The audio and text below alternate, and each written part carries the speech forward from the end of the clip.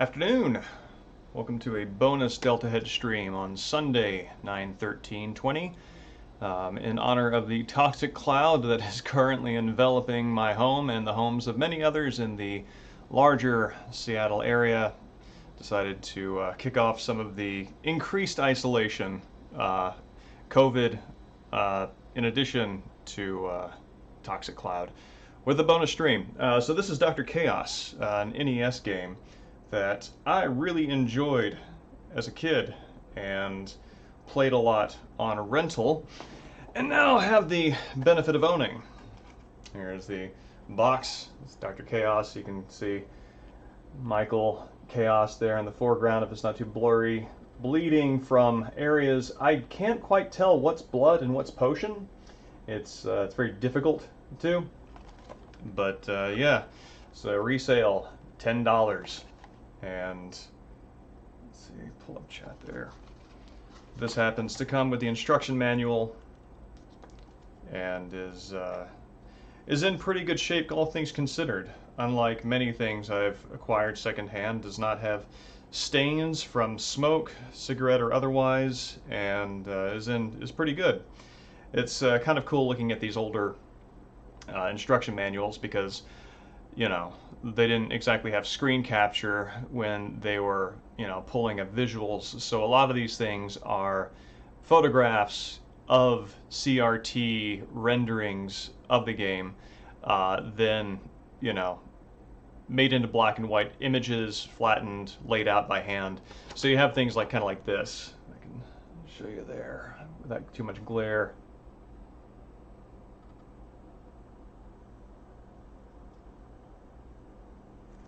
And it is has a great deal of degraded fidelity, but I like it. Find it aesthetic.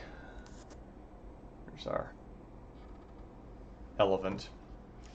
So, but yeah, as the box and instruction manual might imply, I actually do have the game here on NES, so we'll be playing it in the reel. So give me 1 second. I'm gonna switch it on over to the channel where I can see it on the TV, and we'll get going.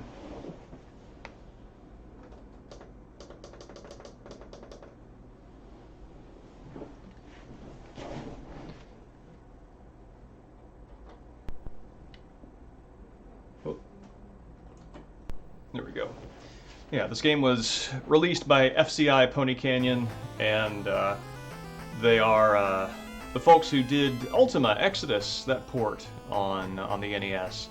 So they have at least one definite classic under their belt. Afternoon, Bravano and Ark. Kind of a bonus stream here, killing some time while hunkered down from the toxic cloud and doing an old favorite. This intro is amazing. I loved this when I was a boy. And now as an adult, there's a lot I can infer about Dr. Gene Chaos, who is the man in question there. As an adult now, I understand that he is frugal and does have a sense of the bills running, because he does turn off every light after he leaves the room. There we go. And he has a nice hobbled gait, going about his business, freaking out when the light turns back on and he sees what he does, but then he goes like just into the next room and grabs a snack, and it's the fact that his disappearance happens after what appears to be a fairly common, normal activity. You know, he doesn't disappear during the mad scientist moment. He disappears, you know, I don't know, looking for his car keys. That's it's pretty neat. But yeah, oh yeah, Dr. Chaos. It's I don't know how widely it's regarded as a classic. I'm not aware of its re-release on any you know, virtual console platforms. But yeah. It is something that is at least on people's radar as far as like a good retro game. Other things, so like kind of the story on this. Actually, you know what? I can just go ahead and read it to you. Here's the let's see. Here's our backstory. It had been 3 months since Michael last heard from his brother. He grew impatient as he waited for his letter. He waited for another month, but to no avail. With some concern, Michael began to suspect that something had happened to him. Michael's brother, Dr. Jin Chaos, that's G-I-N-N, not Gene. Michael's brother, Dr. Jin Chaos, was a genius in physics, specializing in warp zones. Classic major. He knew that the experiment on warp zones could bring hazardous results, so he conducted research alone in his lab in a remote village. He sent Michael a research report every month. According to the last report, Dr. Chaos had succeeded in creating warp zones. It's nice to have a specialty in something that you wind up creating from pure theory. He seems to have continued his research on the effects of such space on a living body. Michael decided to go to his brother's lab. The lab stood in a quiet setting, but it didn't look like anything existed inside. Gathering his courage, Michael stepped inside the house. In the silent hallway, he saw only rats and bats. On a desk near the doorway, he found his brother's diary. On the last page, he read, month, blank, day, blank. Not the best diary format, but he's a genius. I made a great mistake. It's a great opening to any letter you find. I overlooked the effect of warp zones on living organisms. It was too late when I realized this. The living things in the warp zone had grown so big that they began to take over my house. The warp zone can swallow you up at any time. Open one of the doors to the warp zone and you will be attacked by these monsters. I have been trying to invent machines to stop the monsters, but I am not sure if I still have time. My brother Michael, if you happen to read this diary, you are the only one who can stop the situation. So, the fact that you have a diary entry addressed to an individual whom you hope will find it does call into question the definitional difference between a diary entry and a letter that you forgot to mail. Michael searched for the machines, but could not find them. The monsters coming out of the warp zones must have grabbed them away. He had to do something about this before someone fell victim to the monsters. With a knife in his hand, Michael kicked open the door. Ellipsis. And, yeah, I had a Twitter thread actually about the instruction manual. Excuse me. Because I love these things. They're the sorts of things that, because it was such a niche thing and not really subject to a lot of standardization, there were a lot of some liberties taken in layout and design of those things, which makes them kind of cool little artifacts. So, anyway, here we go. New game. So yeah, you got Michael with his knife and squeaky stab, and yeah, Michael, yeah, he has knife in hand, but you don't really find equipment on site like you do in Metal Gear. You actually already come with it. You just don't have any ammo, and apparently you have an empty handgun, an empty submachine gun, and an empty hand, which is, I'm going to say, the wish for hand grenades. Kinda picking some car keys up off the table there. So the game has they call it three screens, 3 screen modes. But yeah, you side scroll through the mansion, go into this sort of Goonies 2-like mode, where you search for items, knock on walls, try to find stuff, this sort of thing. And they do a pretty good job of sort of tutorializing you on, you know, what you can expect to find here. The first room doesn't have anything, so it teaches you that you need to search around. It does give you one thing, which is good. You know, it lets you know kind of like how often you can expect, damn it, to find things. So this is Franken. He will pop out of various things that you open up and chase you out of the rooms, so you can no longer explore, you have to escape. And there are 3 of these guys who will chase you into the foyers, or the hallways, and they all have unique effects on how you move around. Franken actually makes you run more slowly. Actually, this is interesting. I'm just going to kind of test this out here. So it seems that he has a vacuuming effect. This is a nuance I hadn't noticed before. But if you run toward him, you have more speed than if you run away. So he's kind of got this gravitational pull towards you. That's neat.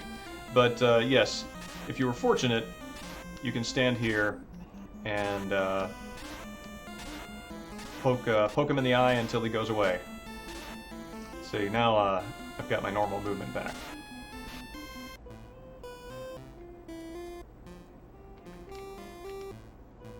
And fortunately, for the sake of orientation, north in these rooms corresponds to pressing up in the hallway. Actually, I'm really curious. Let's see something here. Okay. Yeah, you have a scene on the back of the box that kind of corresponds with this. Well, Franken coming out of a doorway there, but it's a different room.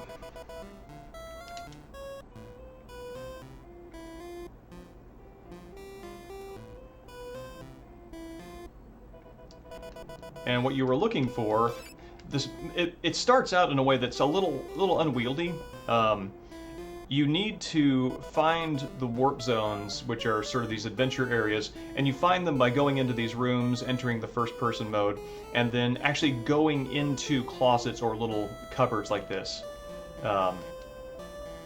You get an item after you enter the first warp zone that enables you to detect the presence of other warp zones. This is what the instruction book calls Big Lady, who looks kind of like a McDonald's mascot gone wrong. And I'm not sure what she does. I think, oh yeah, she fires bullets at you, but she will only fire them at you if you are on the same plane. Oh, never mind, I am full of it. But yeah, you have to find the warp zones, but you don't know where they are. So the first one that you get to, you have to sort of fumble around and know what you're doing to do it, to find it. And these little recesses here, which I think are supposed to be maybe like picture frames without pictures. Not entirely sure, they're just sort of abstractions. But you can punch them sometimes, and grenades and guns will fall out. Seems that Dr. Jin Chaos was a little bit of a hoarder in that sense. Oh no. Fortunately, Franken can be pretty easily dispatched if you get the timing right when he, comes out.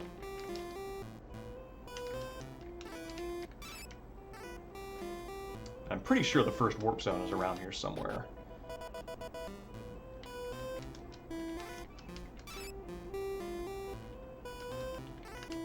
Here we go! Yep, this is it. There's Smork. Which is actually interesting. I want to check this out. So there was one of the in Resident Evil Outbreak File 1 in the Hive scenario, there is a no smoking sign, and it is spelled no smorking. And I'm pretty sure this creature here is the one that swirls around. Just want to check here. Yeah, this is called a smork. And I wonder if that is, for whatever reason, a likely mistransliteration of smoking, or mistranslation of it. Or it could just be a clever name, and trying to be a little more interesting than just calling it Smoke Cloud.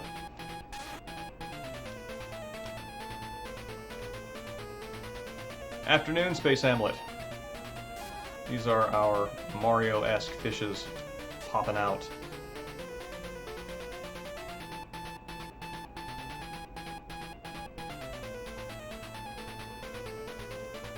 For as neat as the idea here is, I like this animation. I too swing my arms heftily as I go up and down stairs. Also very weird in that this is not a ladder, they're stairs, so it's implying a degree of depth over here.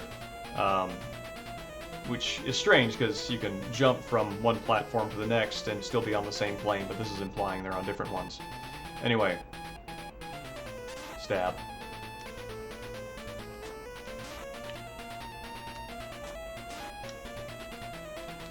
Nope. Ah. Yeah, that was a hand grenade. If you throw a hand grenade, this is, oh no, like that. which I didn't intend to do again, then it destroys everything on the screen, or at least damages it if it, has more HP than that. But it also damages you. Nifty. So it's not quite the get-out-of-jail-free weapon you might expect.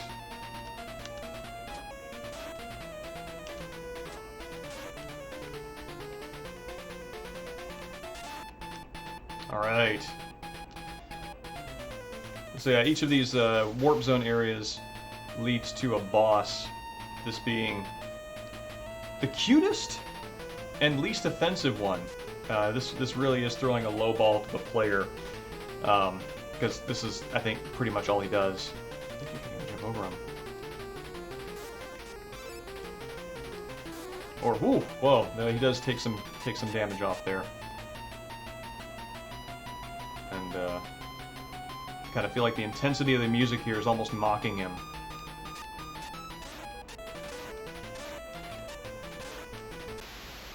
Poor guy just wanted a hug. Please make a copy. In order to defeat the final boss, you have to construct a special laser weapon that that is the only thing that can really damage the boss. There are certain parts in the game where all enemies are clear of the screen and the frame rate just like jumps right up. Or not frame rate, but the slowdown disappears. So you get much faster animations, and I find the up and down stairs animations actually moving faster. I actually think that the animations are probably adjusted for the lag rather than for, running cleanly. Afternoon, Peacher. It's good to see you. Thank you for listening. By fine coincidence, I am talking.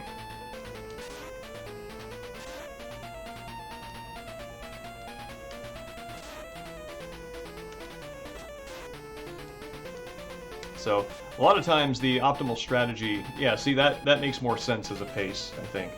The optimal strategy is to kind of get to the end, which gives you sort of a checkpoint save for this current playthrough without having to reset. Unless you reset.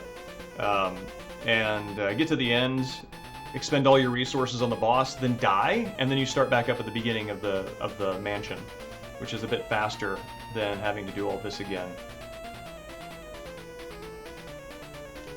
Suspicious. That's interesting. They have a kind of a Mario Piranha Plant effect where if you stand right next to their vertical spawn point, they will get shy and stop.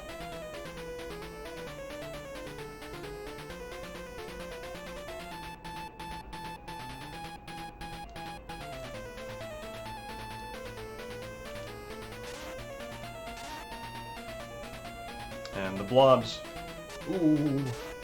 seem to take the place of the mice. And the blobs are strange choices for the warp zone enemies. It's I would expect these areas to be generally more dangerous than the mansion corridors. Oh man. Whew. And but they're not. They're easier to manage than the mice. And then when you get back out into the mansion after successfully completing a warp zone, everything restocks, but everything's in the same place, so there's no random generation of items or anything.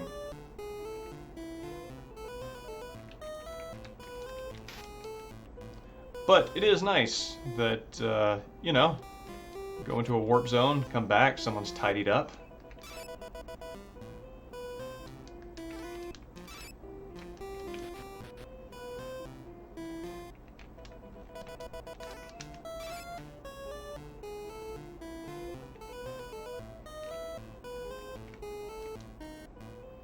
Oh wait, that's where I just came from.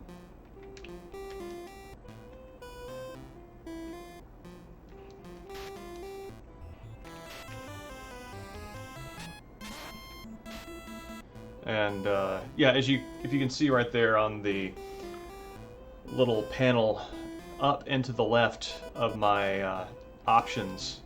There's a little device there which I've now picked up. That thing kind of buzzes a little bit when you are in the presence of a warp zone. I gotta tell you, this smoke is rough. My throat hasn't burned like this on the regular since I quit smoking. Or, well, since I was smoking. When I quit smoking, it stopped. Obviously. That being how it works.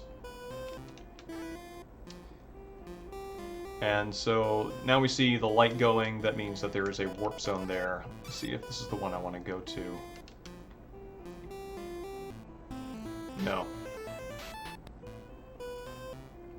Don't remember where all of these are, but I do remember some. And the game, this wouldn't really fly with most design approaches now because, you know, a lot of modern game design intends to minimize frustration.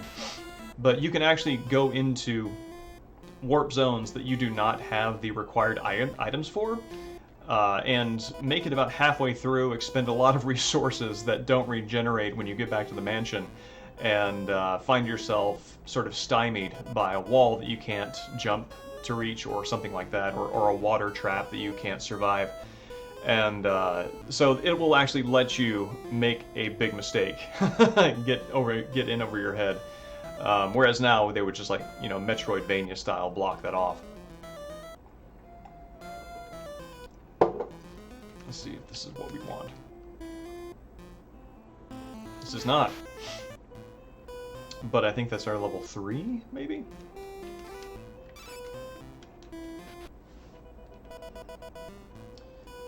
I think that my early enthusiasm for this game really prepared me to enjoy Metroidvanias when they finally came along.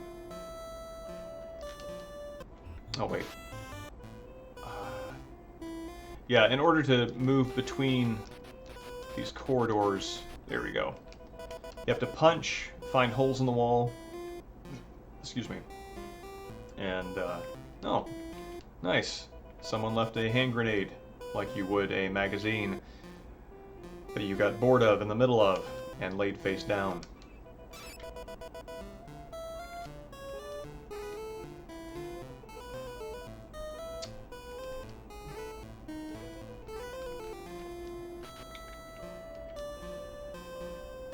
Yeah, this is it. Yeah.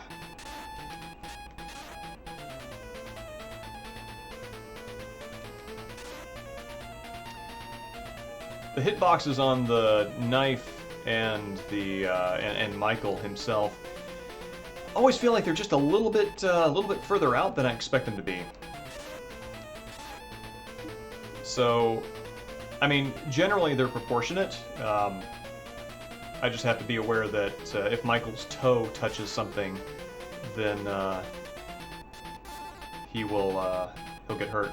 Yeah, this is interesting. I noticed this yesterday when I was rummaging through and picking this back up. If you jump and find yourself in a crouch position at the top of these stairs and the screen doesn't bump up, then it will force Michael into a standing position, but doing so sort of accordion pops him out and he takes damage, like this. You can see right there. Weird.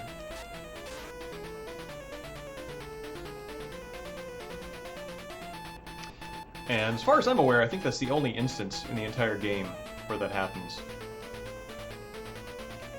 These things are awful because their movement patterns are hard to predict, and they do not insignificant damage.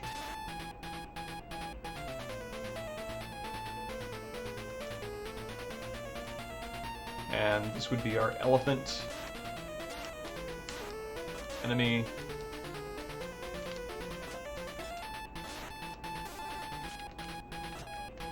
There we go. Yeah, the way the frame rate, or the way that the lag works, it is, it kind of throws off your rhythm a little bit, because you destroy all the enemies and all of a sudden you're sort of zipping along like this at a much faster speed than you're expecting to land at and move. Dude in this game has a cool fighting stance, hip-cocked, arm poised, snake style. Yep, that's right. He's gonna absorb that shock straight into his elbow. Our boy's ready to go.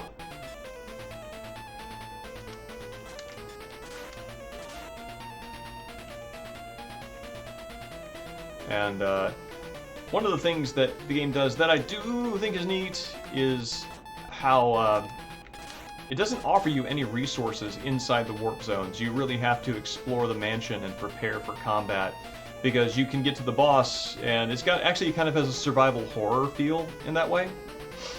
Let's see, jump over this dude. Because you can run out of resources at a crucial time. And this is neat. Neat monster design. I actually don't think I know what this thing is supposed to be as any kind of real-world analog.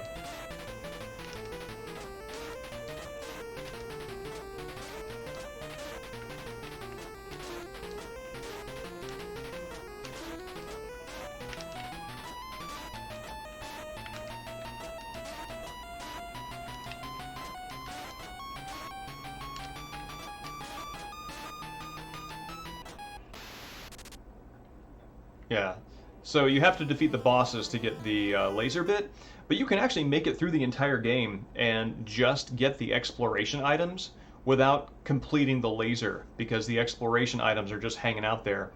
See, like right there, I got the helmet. So theoretically, I could grab the helmet, run away, and then go to another level that requires the helmet without killing the boss. Two downsides to that, obviously, are you don't get the progression laser, and you also don't get the password point, which means you don't get a checkpoint. So if you die, go back to the start, you lose everything.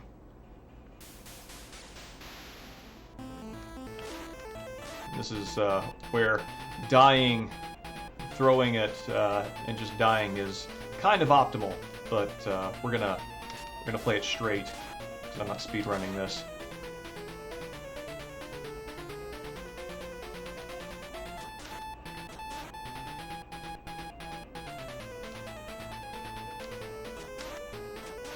The skulls are interesting. They have something that... Jesus.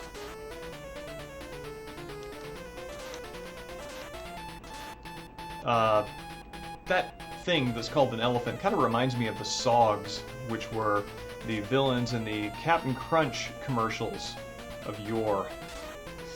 The Sogs were Captain Crunch's sworn enemy, which is why his cereal never got soggy.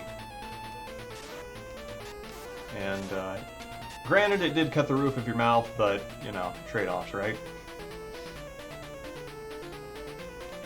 As Michael drags his bleeding, sorry carcass across the door, barely alive. Okay. Zone 3. This is the point where it becomes a little unwieldy, so I'm looking up an FAQ to identify our next locations.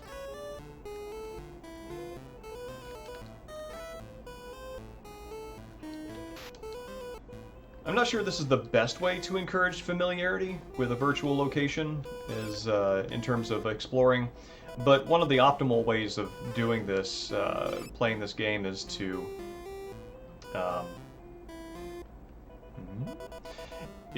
to retread all of your steps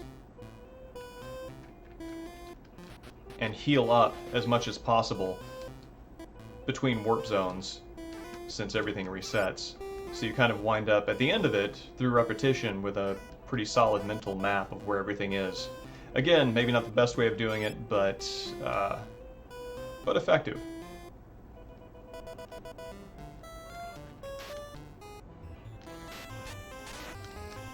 These mice.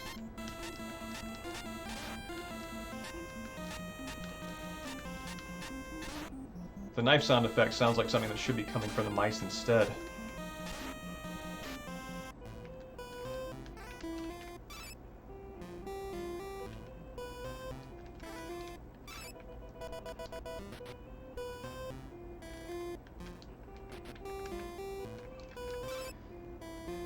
Except for one boss that requires them, hand grenades are such a liability in terms of the damage they wind up doing back to you that they're almost not worth using.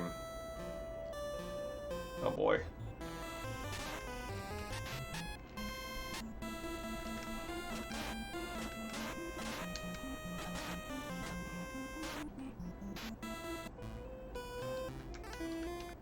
Michael, just running around and shooting everything. Mice, bats, giant duck ladies, arc grenades, screen wide damage. Yeah, they are.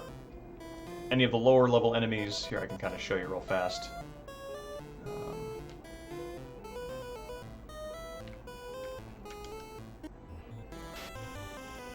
Let's get another mouse spawned here. So, anything, anywhere. Though, here in the foyer, it's a little useless, because they just spawn right back. Though I think there might be a timer between spawns. No, actually, I think that's wrong now. Anyway, let's see. This is my next destination.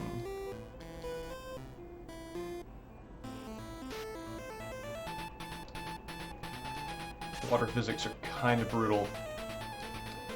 And this is additionally challenging since the spawn visual effect looks very much like the background water. Is this my next location? Huh. Possibly not. Hold on one second.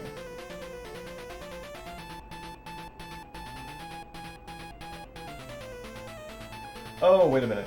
Nope, this is not my place. This level is actually kind of merciful in terms of how far it requires you to go before you wind up at a progression blocking wall. And yeah, that knockback is brutal. You can get stun juggled. Let's see, E is where I'm going. Which means nothing to you, but trust me.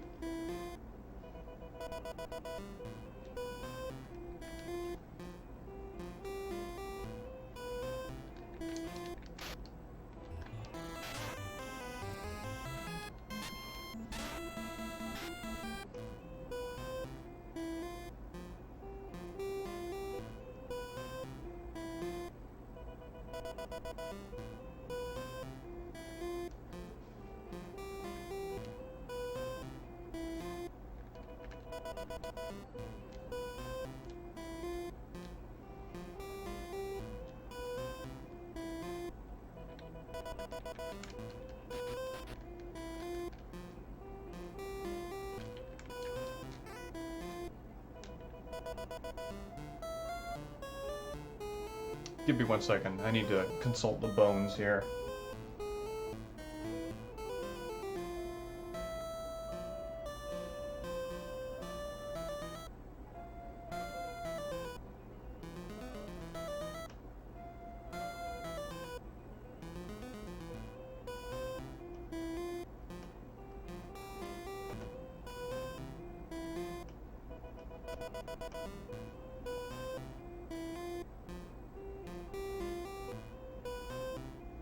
Okay, I skipped one.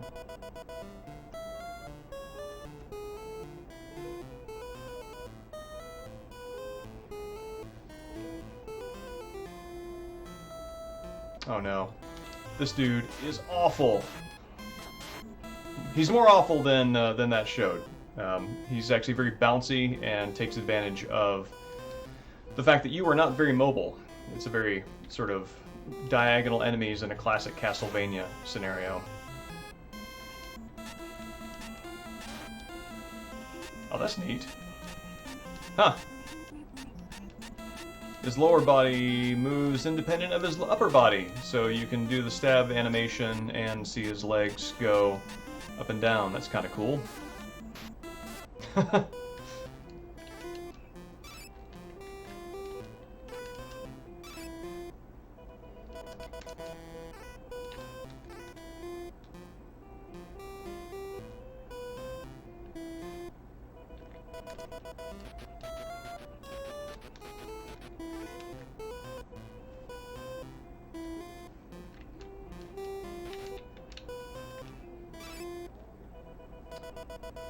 Afternoon, Hobgoblin. This is Dr. Chaos, an NES game that I have enjoyed greatly in my time. Let's see.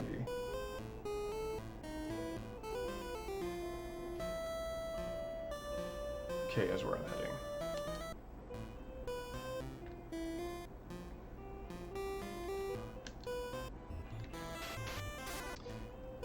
Yeah, it was a little brutal that you do. The game does its version of taking a 3D character, like in Resident Evil, when they're trying to open a door, and just sort of teleporting them in front of it so they can go through the door opening animation. It does an equivalent of that here by forcing Michael's entire sprite to get within the perimeter of the door, and during that time you are still vulnerable, so you can still take damage. And I've never died that way. I'm actually really curious to see what that state would look like. Yeah, here we go.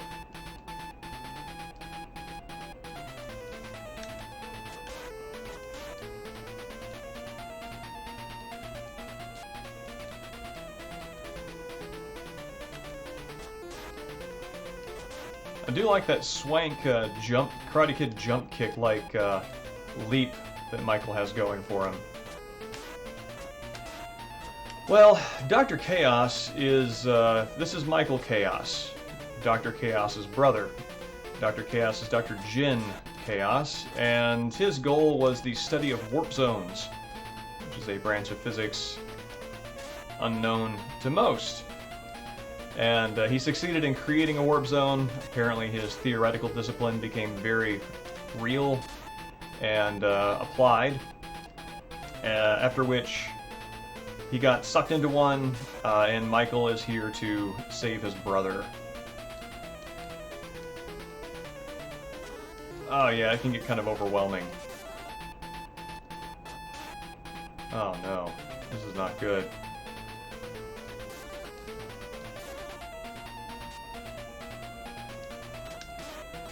Okay, cool.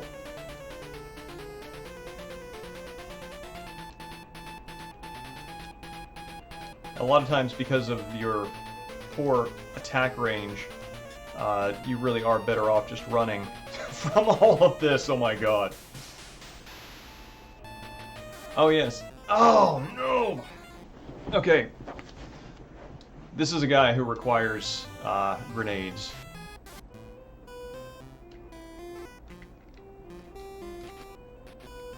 Okay.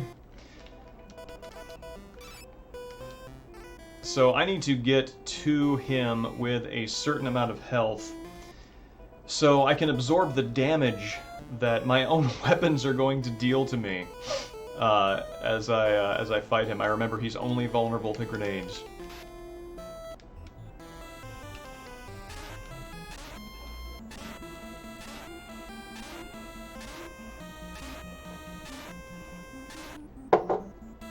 Franken's a hefty boy.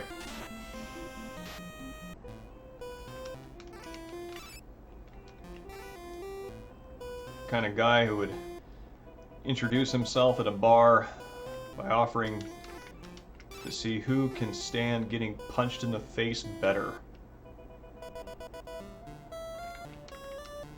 I do like how the yeah, that Stay Puft Marshmallow Man boss has a well, no, yeah, he's got a Stay Puft Marshmallow Man vibe.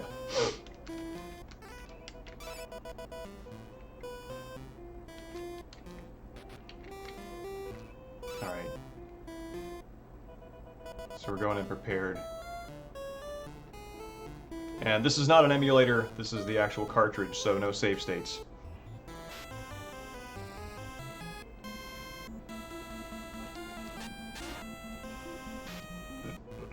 Pardon.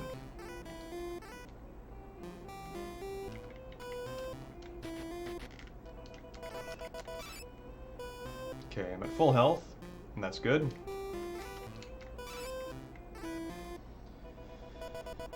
It actually occurs to me, I might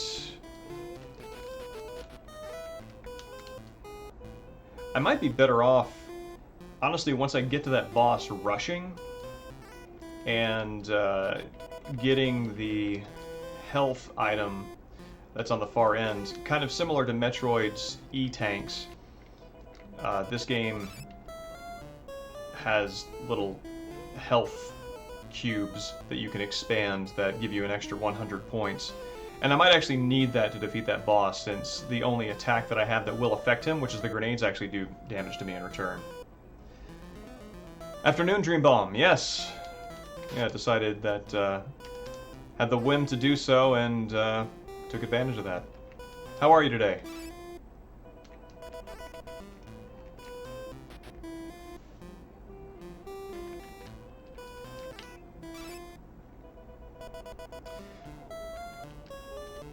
The machine gun in this game has a problem that a lot of machine guns in games have, which is that the rate of fire actually doesn't account for enemies' invincibility frames. So even though the bullets are stronger, if you are firing it rapidly, as the novelty of the weapon would lead you to do, you actually waste a lot of ammo, because you fire one, hit it, the next 3 bullets pass through because it's invincible, and then the 4th one hits, and that's not super useful to you. Thank you for the well wishes. The air quality is in fact not much better.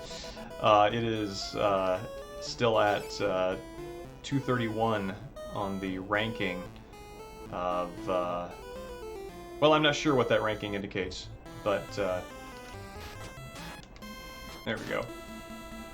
The particles per unit could be better.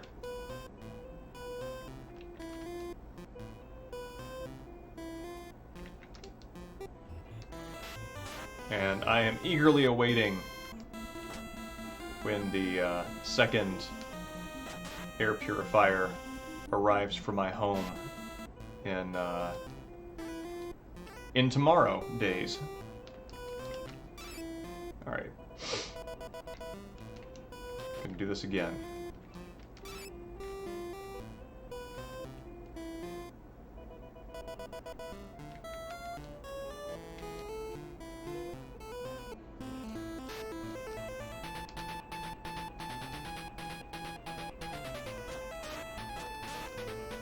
It is nice to know that I don't have to worry too much about ammo expenditure here, because none of that affects the boss.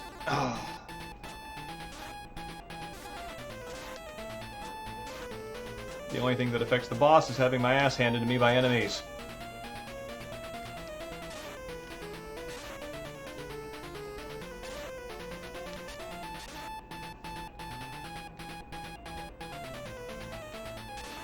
Get back on this horse.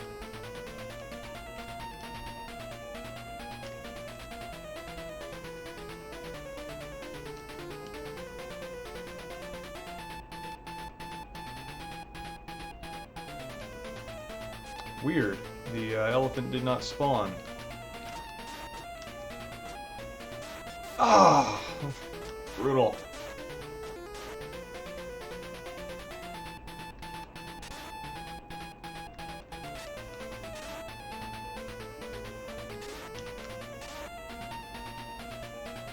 Oh, no, you pass overhead, please.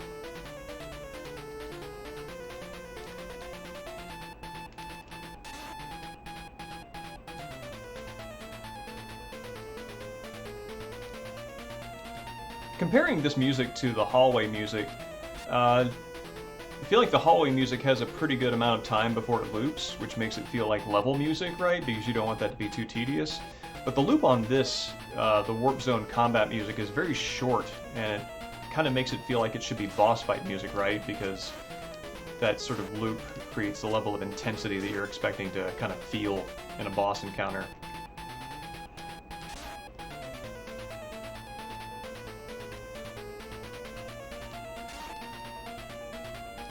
Alright, so as soon as I get here and these dudes start spawning, my goal is to stay as far ahead of them and keep them behind me, and not try to stop and shoot them. Alright, that kind of worked.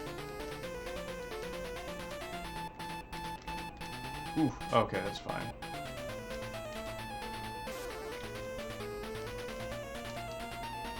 Alright. Time to go for... Ooh. Oh, thank God. That was really close. Whew. Alright. Yeah, that was really lucky. I expected... I think the challenge of that boss fight is, I think, the first few times you go through, because grenades just aren't that useful, especially in the previous area where you've got enemies that are so strong they'll withstand a single grenade blast and then hit you. It's just not worth doing it.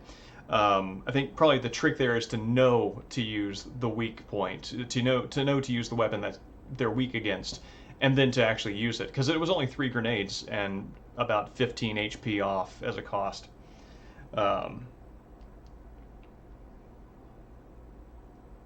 The loop is working for you? Yeah, I don't think the loop is bad. It's got the snare kind of hits in pretty quickly, and I don't know, feels jazzy. One thing I really do like on this, I put this on my Twitter account, is this little snare sound effect that happens when you transition between the boss room and the regular level. It's like this.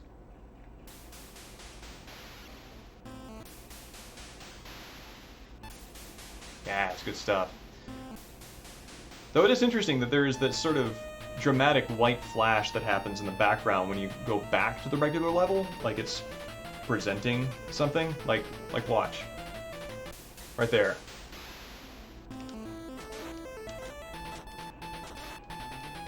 Alright.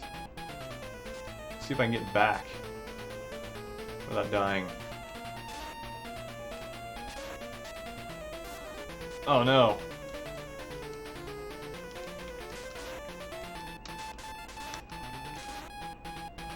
Actually, I'm not sure the machine gun does that much more damage than...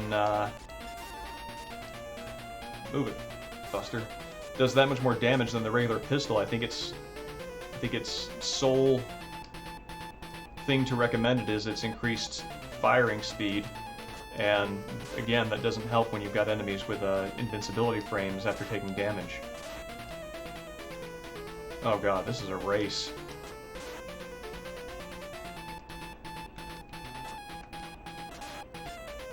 This game does a good job of doing what a lot of older games do not, which is remembering enemies after they have left the screen. So I can get as far ahead of these guys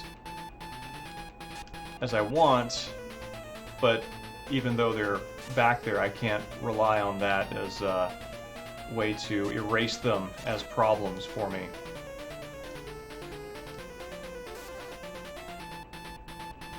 Oh god. Alright, grenade, please work.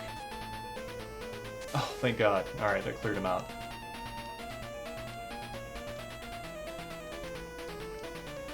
Yeah, I like this game. Its main... I think the main criticism toward it that is fair is that it is a little obtuse in terms of knowing where to go. I don't think a lot of people have the patience for it now, as they might have in another time. Alright.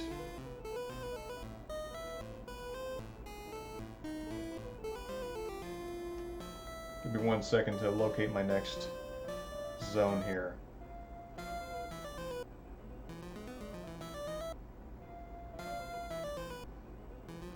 So, jump shoes are what I need next.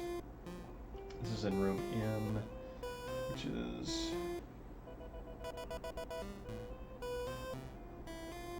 upstairs?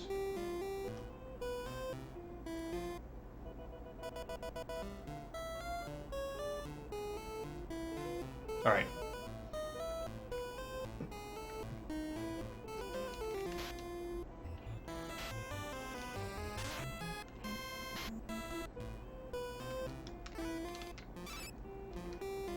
So, I'm doing my usual housekeeping now of going back through and picking up everything that was respawned and healing my dude up.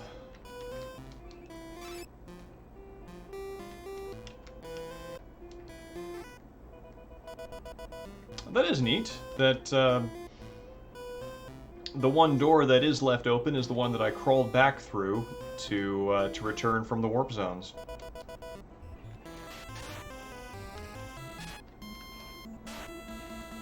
Let's see.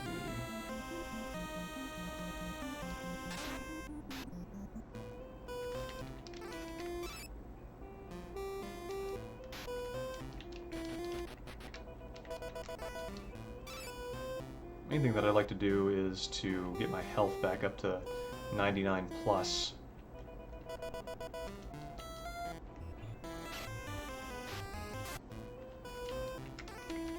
Mouse bit my toe on the way in. Classic mouse.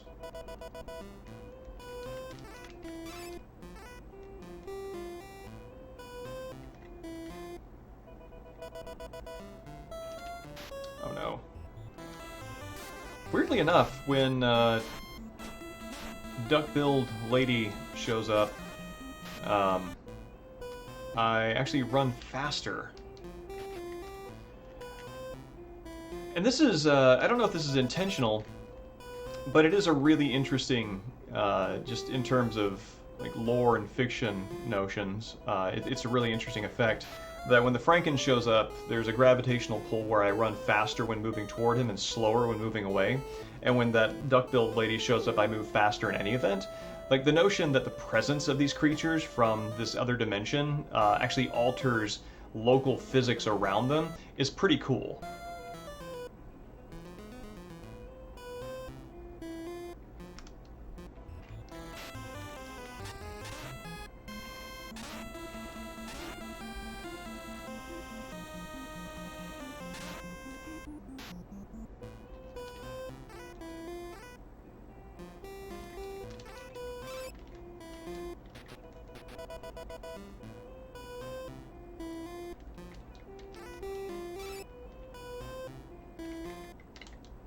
No, no, no, no, no, no!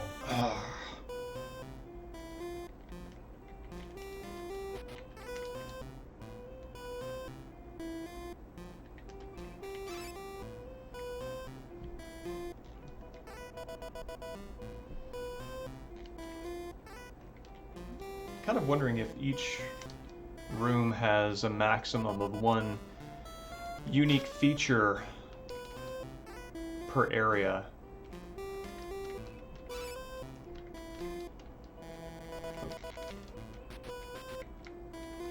Like, once I find a vial of medicine, I'm not going to find anything else there.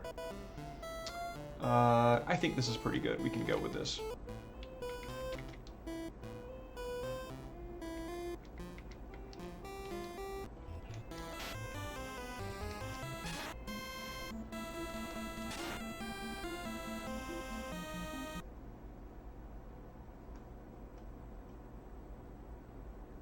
All right.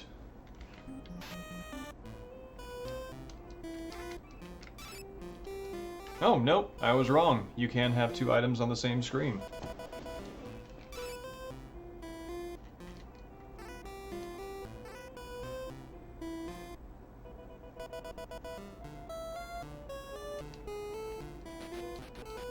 There we go.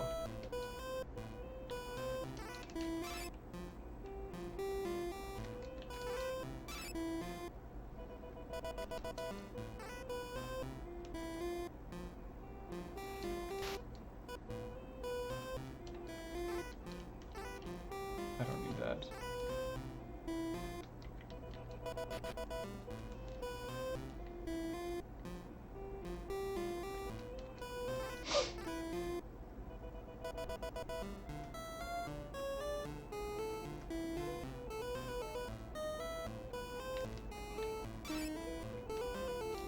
Let me just check where I am real fast. Oh. Guess I can't. Let's see.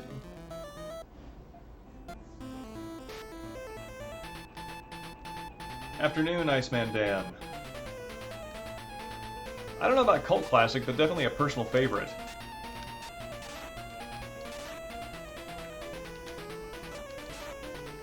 Oh, no, no, no! Okay, cool.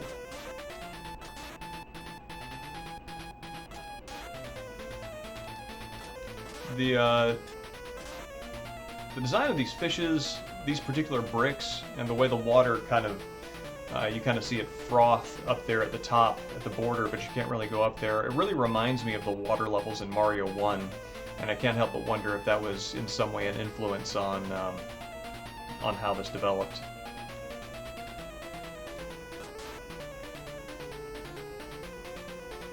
No, no, no, no!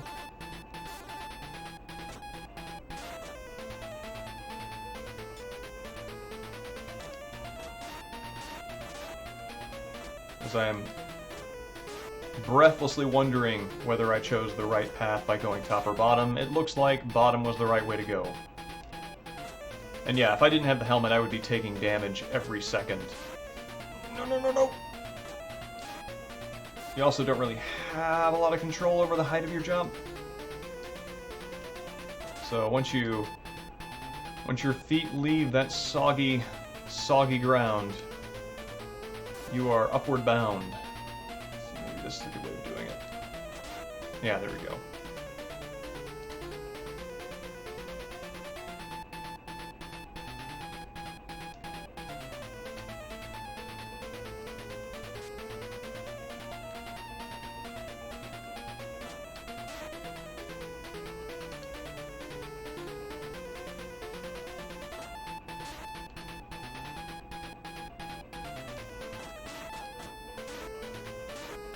Oh, ha!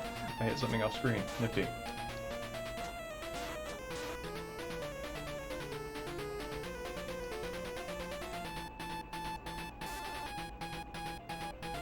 Okay.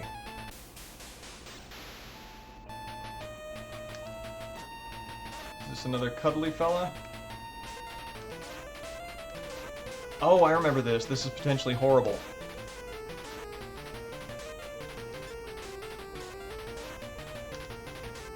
Oh yeah, it turns into a bunch of little things like this. And, let's see if I can grab this. Alright, cool.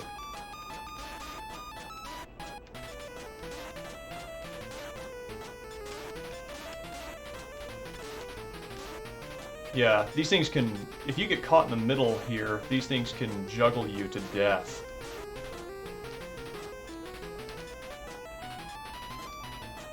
And grenades don't work.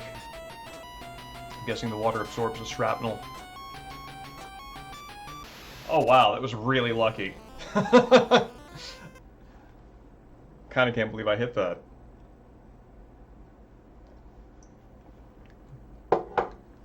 Alright, here comes our favorite sound effect in the world. Feels good. Although this does put me at a disadvantage because I do not have the same kind of ammo for the return trip as I did on the way in.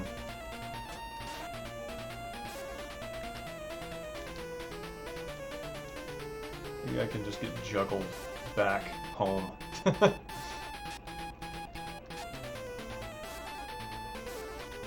It's only 5 points of damage.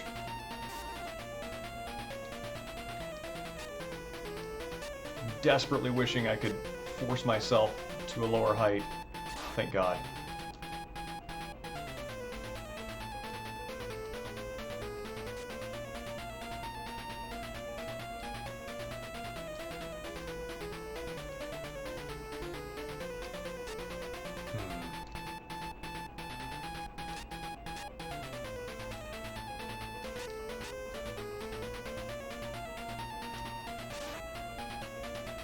Seem to recall.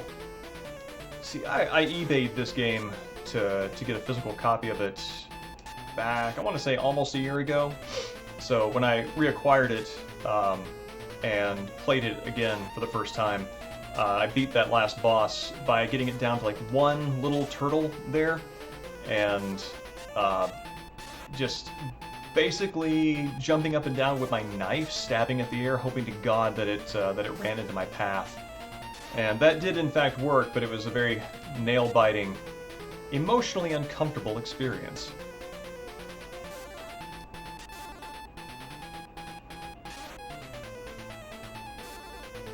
I did not feel seen.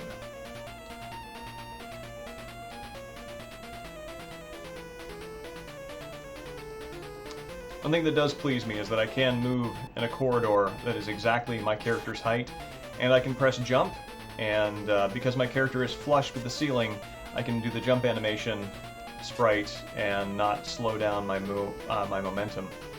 And that's a very good thing to do, anybody who's making a video game, because that lets me know that my dumb finger twitches are rewarded. Okay, number 5.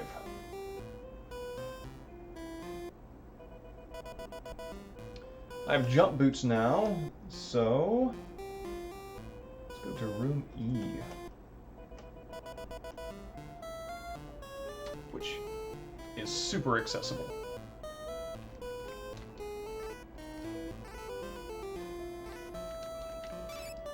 First, gotta heal up. No, go back. Grab that grenade.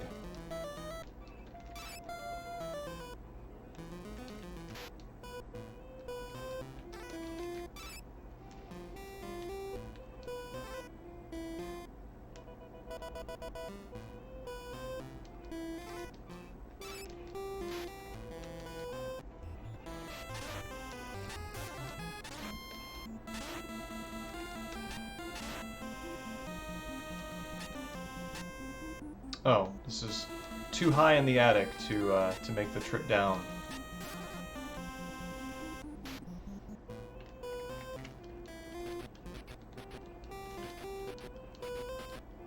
There we go.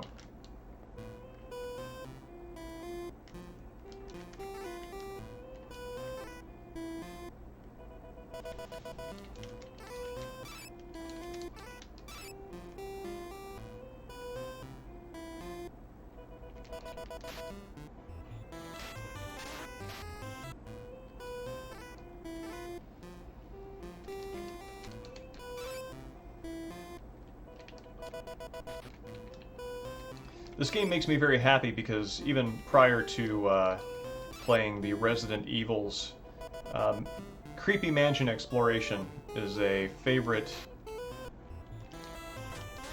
fictional scenario. It's very, very gothic horror feeling that I like very much. And it is right up there with the high society heist of personal favorite, you know, set pieces.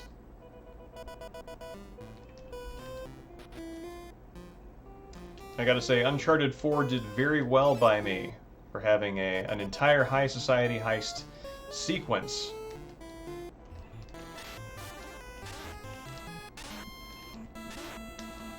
Made me very happy. My vicarious desire to steal goods the value of which they know not from the disgustingly wealthy.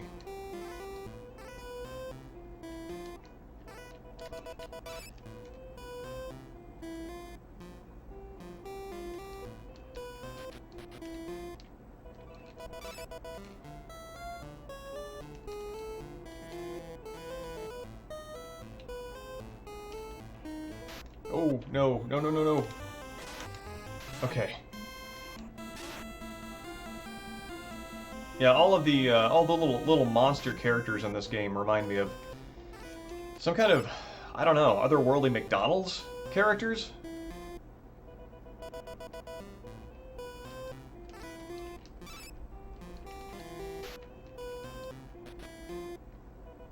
I call that little fella who jumps around a lot the, I don't know, Hambungler?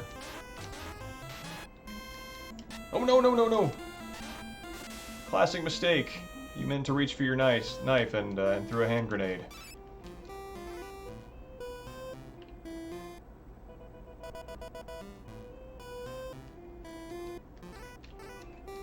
Okay.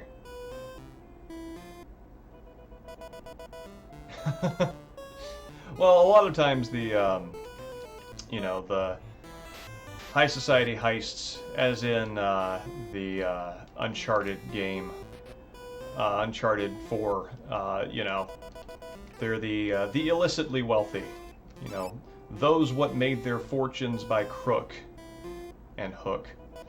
So you can feel morally okay about stealing from them as opposed to, you know, a philanthropist who supports like 50 orphanages,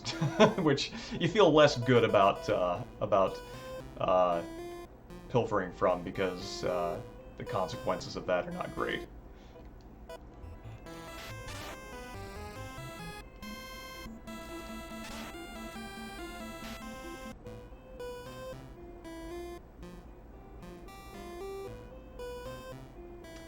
One of the most memorable parts of Thief's End.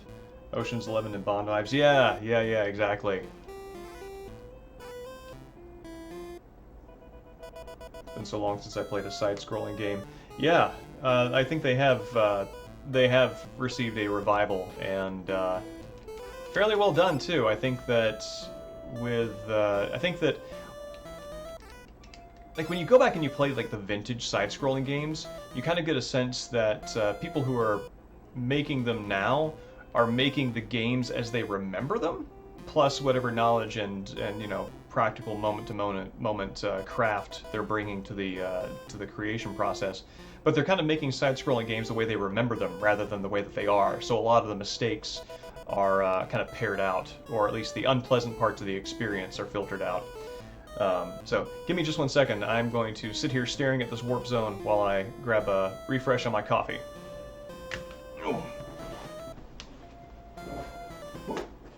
Okay.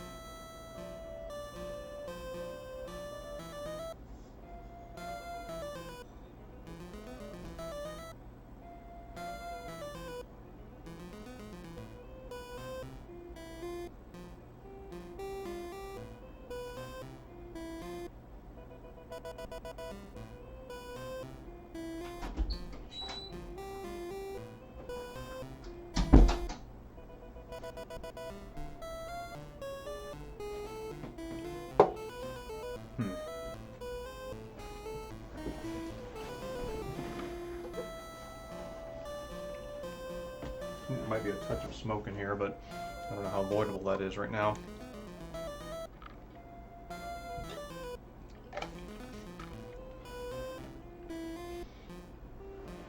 You do worry about the effects of the pollution on you, but then again, you know, LA, I believe, had pollution like this through most of the 90s. When my parents were growing up in Chattanooga, the industrial pollution was almost equivalent to this, except worse, because there were the carbon residue of coal and everything in the air, so it was actually worse than that. And my parents have lived to a good long age, so, and with their mental faculties intact and everything, so I feel okay about my chances of coming out of this pretty unscathed. Is how I talk to the paranoid part of my brain. All right.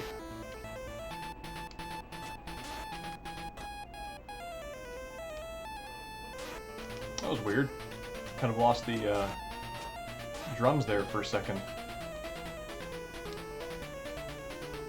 All right, those jump boots doing good work.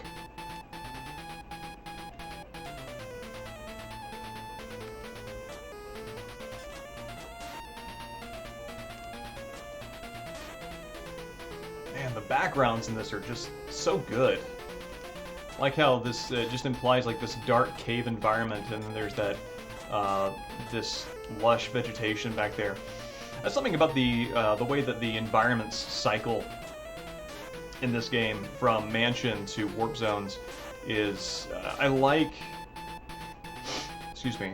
the alternation between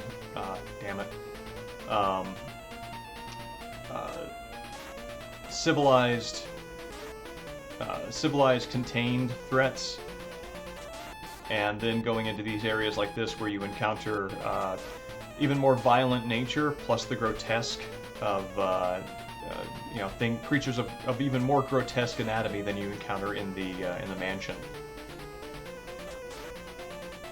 Although I gotta say, as far as the platforming ideas in this game go, the warp zones kind of show their hand early. The platforming is pretty much the same throughout. I like this right here, the upper path and lower path, and one of them blocking you off. That's kind of one of the main ideas that they have.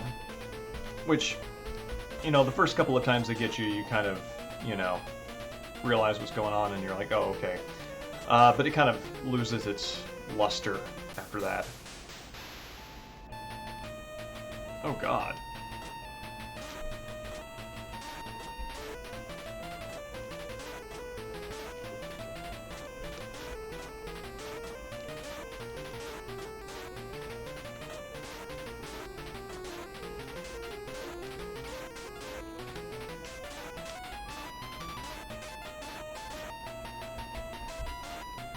Huh. Oh, that was not much of a threat. But, there's my gun. There's my bottle.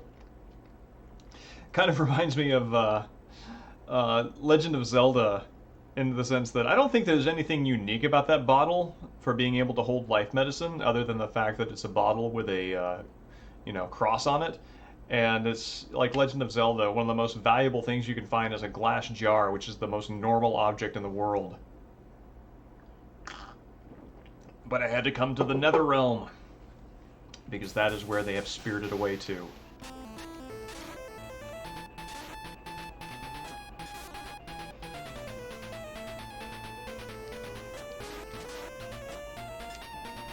As for that last boss, the difficulty there, I can see the thought there, and I think it's not a bad one, because it is showing awareness that your combat is limited to this straight line in front of you, kind of like the Belmonts in the early Castlevanias.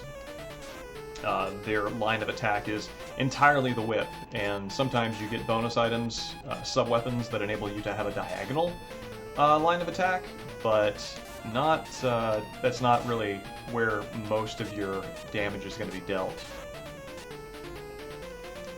So having having a threat that spawns just right above your line of attack and forcing you to be a little quick on your fingers to respond to that is pretty good.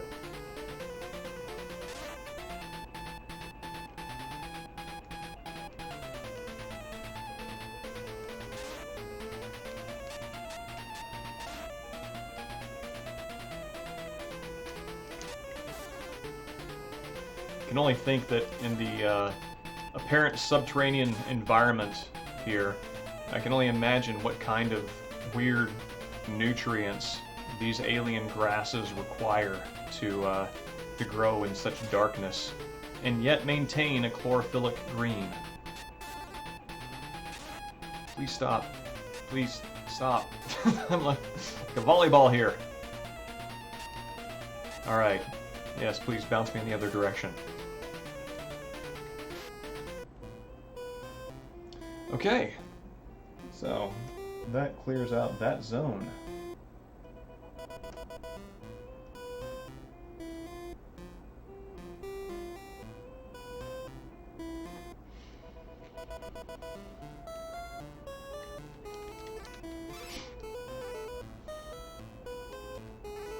I guess one of the things that this playthrough does miss out on is the experience of sort of fumbling around trying to figure out where to go, but I think that's an expendable part of the experience for...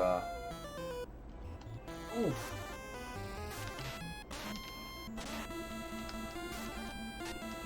Take that, hand bungler. That is an expendable part of the experience. The goal, story-wise, is to find out what happened to your brother, Jin Chaos. You, Michael Chaos, are not degreed, and you're showing up trying to figure out what happened to your brother, whose experiments have gone awry. So that's your goal, is to help your family out here.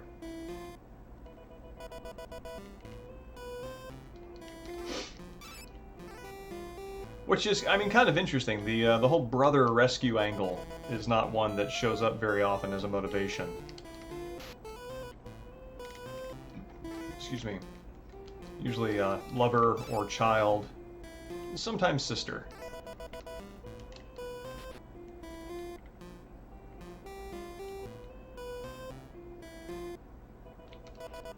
Just gonna explore a little more here and get our weapons up.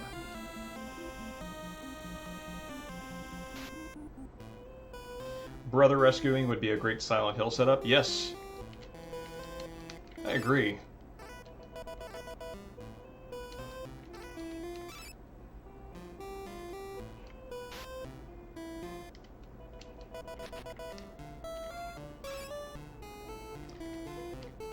Well, outside of the game literally named Brothers, I find like, fraternal dynamics a kind of underexplored theme in a lot of games. Or at least, like, you know, sibling fraternity. There are, you know, the battlefield brother-like relationships, like in Metal Gear. But actually, no. I think I'm now that I'm thinking about it, there are actually lots of examples of what I'm talking about. So I'm completely wrong.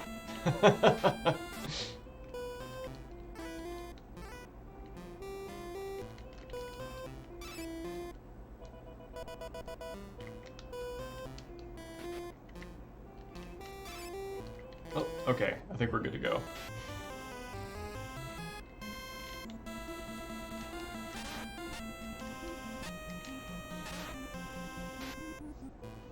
All right.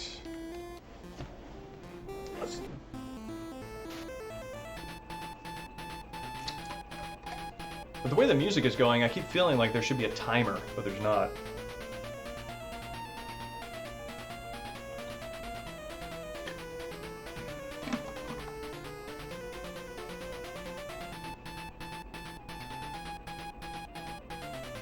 Oh, weird. These things have the same kind of AI as the fish, which is when you get near their vertical spawn points, they will not spawn right on top of you. Which is considerate.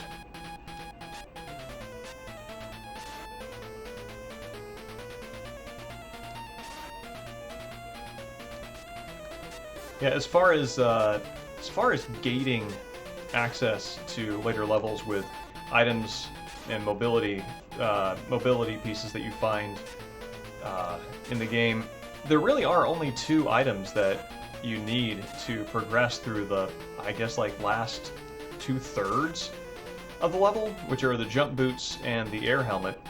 So, yeah, it kind of starts off with the Metroidvania-esque thing, where, you know, items and abilities are essentially keys for the locks of progression.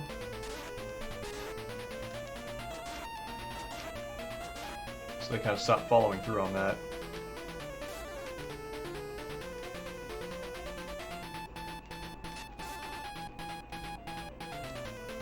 And that right back there would have been the jump. That would have been a gate to progression.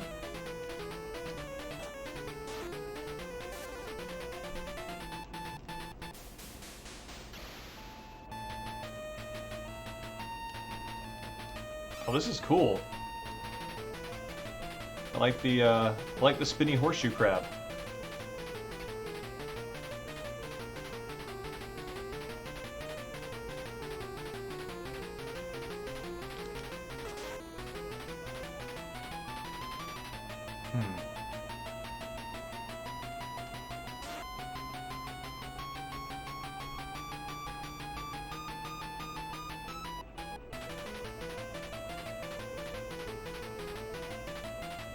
Kind of a roulette scenario as to where it's going to stop. Oh.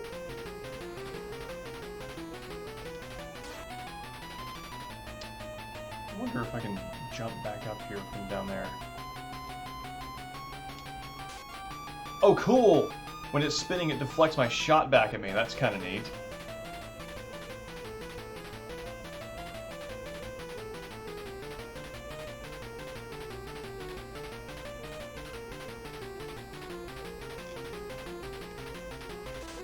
Alright, I can jump back up there. So that's my strategy.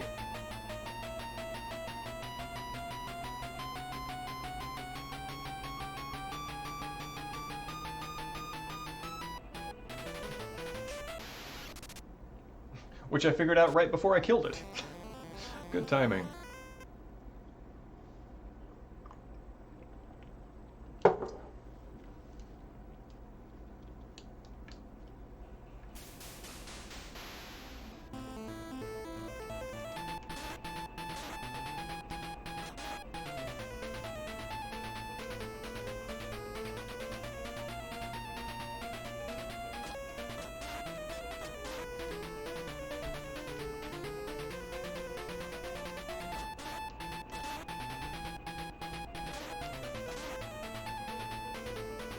Goes a little piece of the greater Seattle area's atmosphere, floating in a circular pattern in front of me.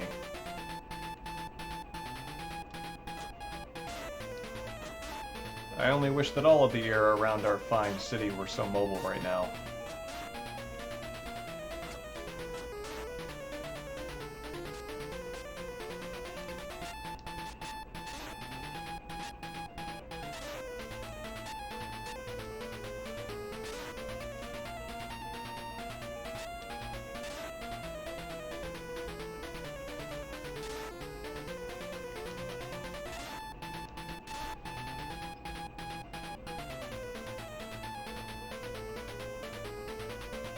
Alright, that closes that one out.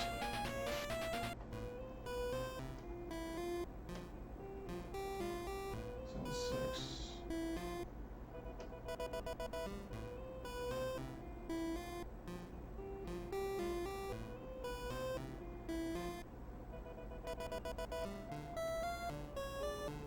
Have I already been here?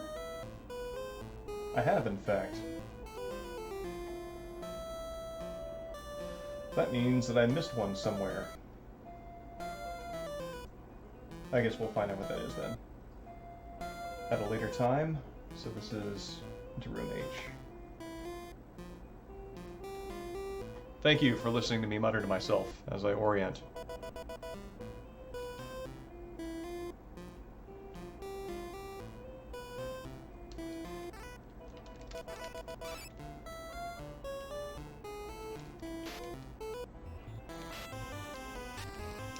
Next room we want to go to is up there in the upper left.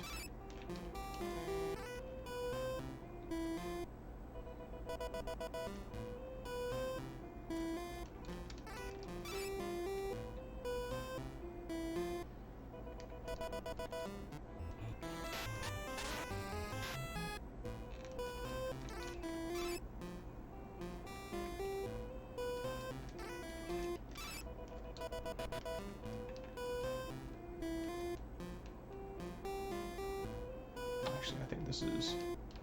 yeah.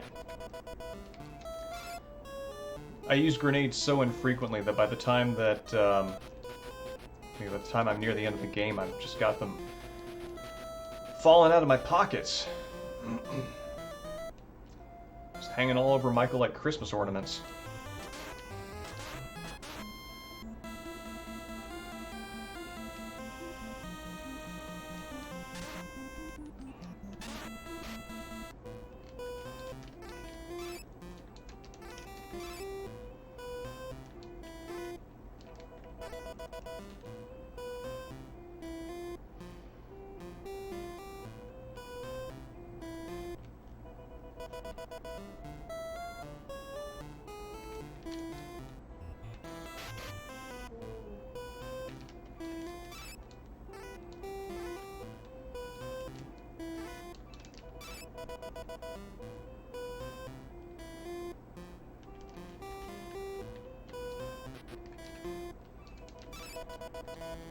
Oops.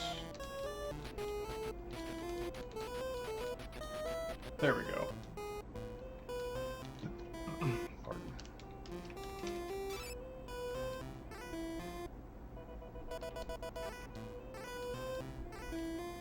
All right, that's where I want to go.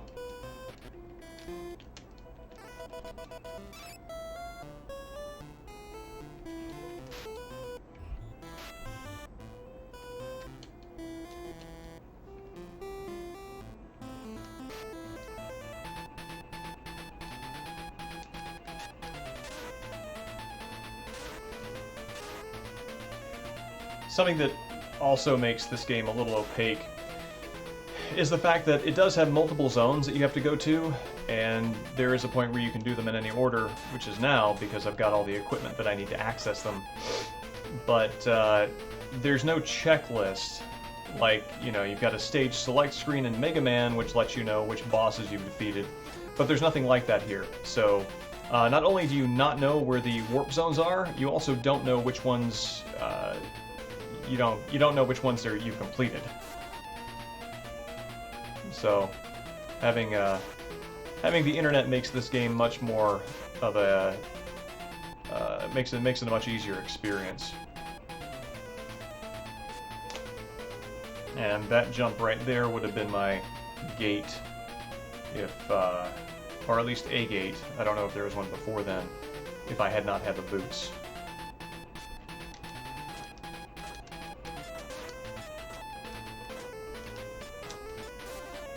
Oh my god, you spaz.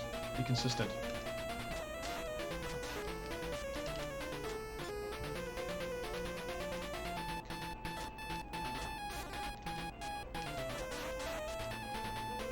Cool.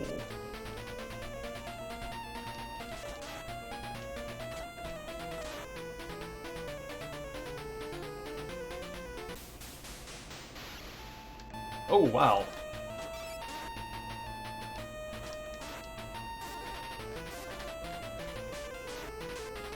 Oh, geez, this guy is strong.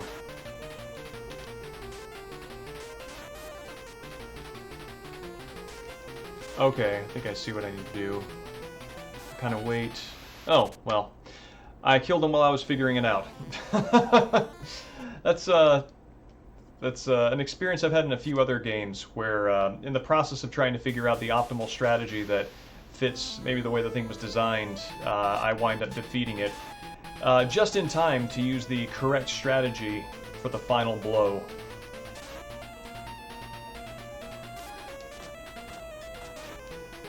Which, you know, even though I will gladly accept the victory that I've earned by killing it, I do kind of wish I could replay a boss like that to see how it plays when I'm tangling with it the way that it was conceived, rather than the way it turned out in actual play.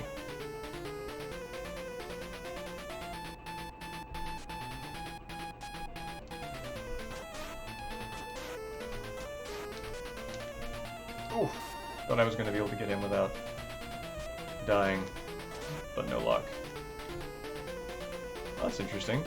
I don't think I have many opportunities to test this, but if I jump, I am stuck facing the direction that I fall, but I can actually change direction if I'm falling just from a straight free fall.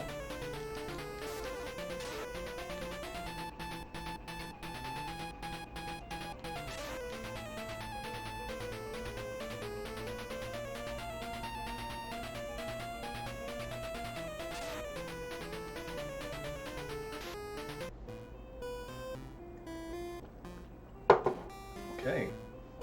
And these things are really clipping along now that I've got all the equipment that I need.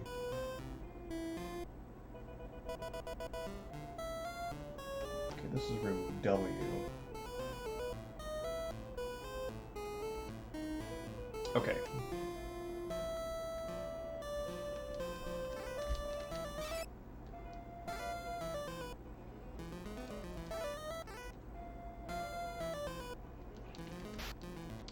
Gonna enjoy the novelty of falling. Crunch. Yeah, the equipment that you acquire does not have any effect in the real world. It's got kind of makes me think of Persona, actually, because you have these abilities that you acquire and develop that are very over the top and superhero-like, but there's only this very rare, specialized region where it even makes an appearance, not even to speak of its effect.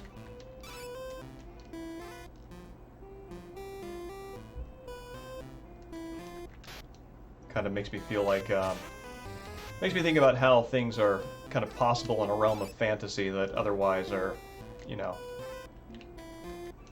beyond our power, and I find that appealing.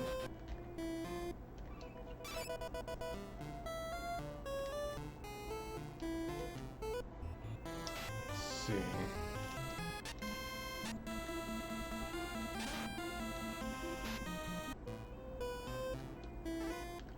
I believe I'm going downstairs now. Nope.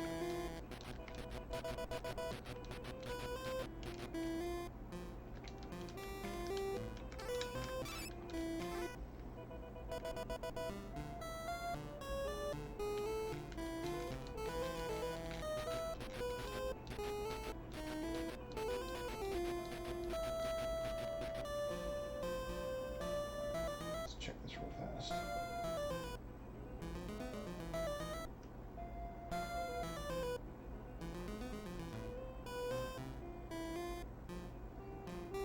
Okay.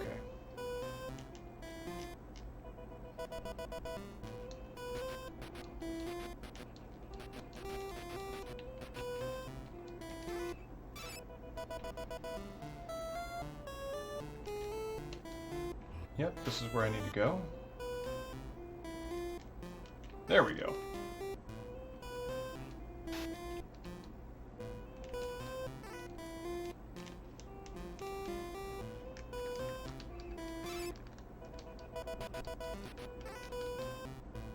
Yeah, now we're in the basement. I do like how, as simple as these rooms are, the signaling with the different color codes effectively makes me feel like I am in different areas, even though you know, the furniture doesn't really change. I think different kinds of furniture would make these feel like different regions. I think that would be effective. Yeah, lots of investigation for sure.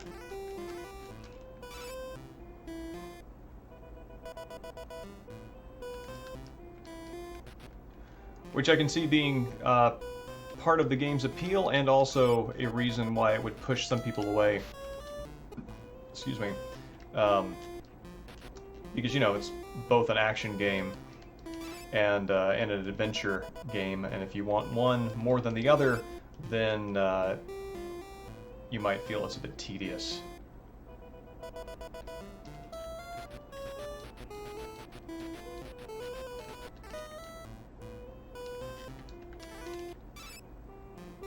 This should be where we live. Yes.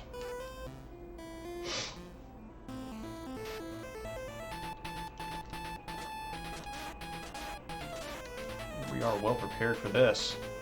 It's a lot of ammo, and a lot of health.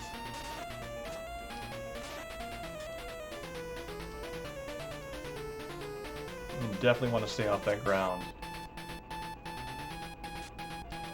I say, right as the platforms end.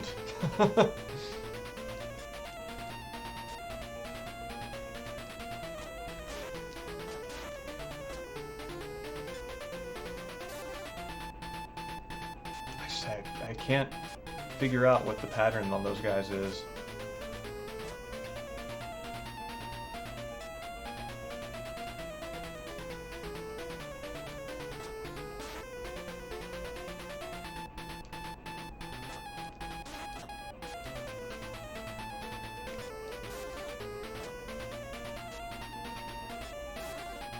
Okay, cool.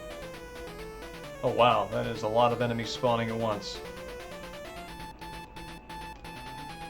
The other kind of idea behind a lot of the platforming here seems to be that even if one is not a dead end, there is one path that is easier to maneuver through than the others, and you don't really know which is which, so it really is about hoping that you're not running into a dead end, and also hoping that you are taking the path that grants you the most immunity from enemies. It's really about avoiding combat in that case.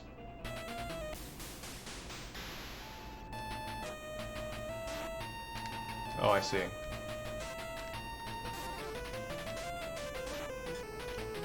Oof.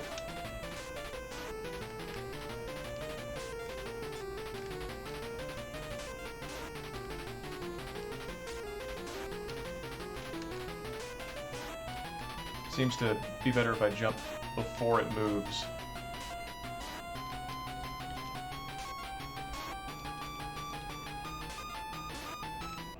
Timing it feels to be pretty consistent, so it's less of a twitch fest and more of a excuse me, get to know the rhythm approach. All right, I've got the looks like armor of some kind. Oh, nope.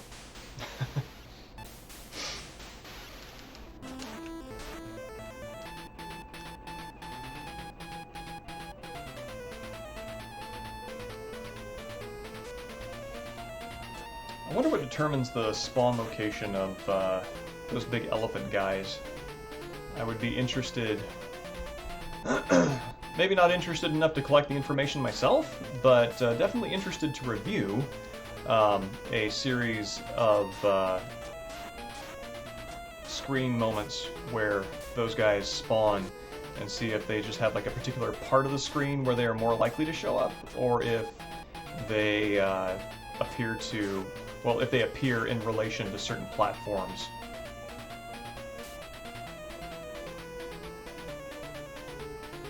Oh yeah, it's time to get back up here.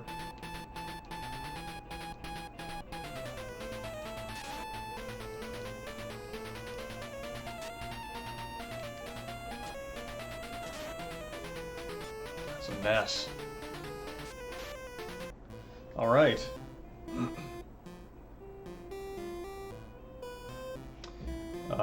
While my webcam's audio and video is synced together, it's not synced to what's happening in the game by like half a second. Oh yeah. Yeah, I think that has to do with the fact that there are more connections between the console that I'm playing than on here. So the NES is going to composite adapter, which is going to an HDMI cable, which is going to the card, our device, which is going to the computer, which is then streaming. So there are several different steps between the two. And even in instances where it's not the NES going through an adapter, it is unfortunate, but for my setup, that's honestly, it's a lot better than it used to be, and I'm grateful for it.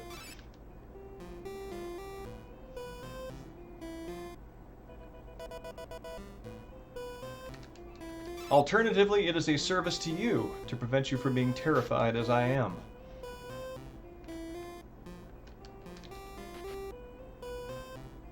Let's see, where am I going now? So that was a old bowling ball. This is room G. Okay, this is in the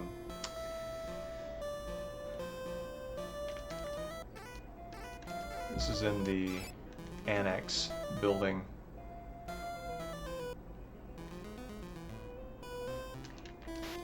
Oh.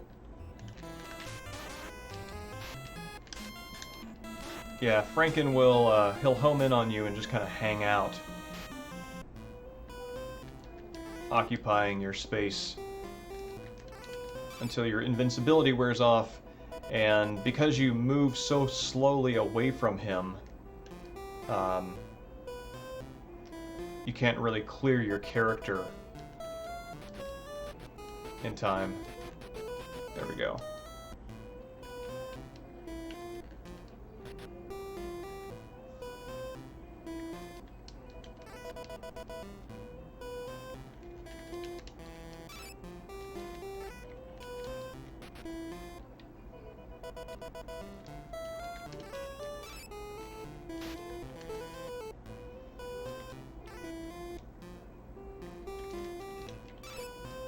Like 38 hand grenades. Michael is definitely getting stopped by customs.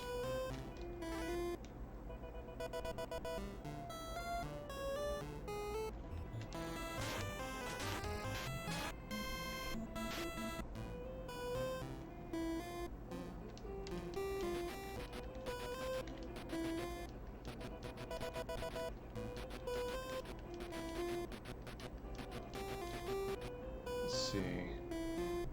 Oh, here we go.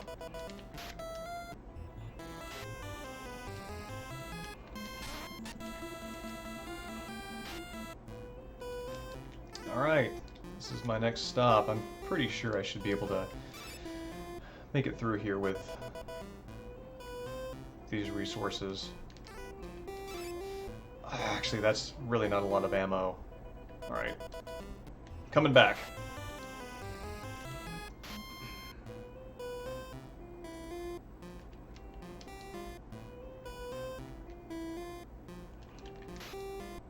Nope.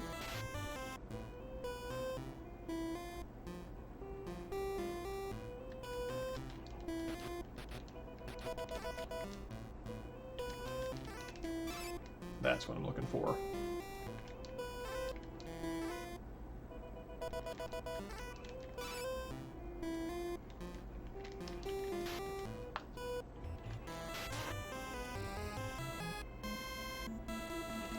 This first set of rooms is always pretty good for restocking. It gets a little more brutal on the health front when you die, because you start back with 50 health, but none of the jars are full, so you have to really recover.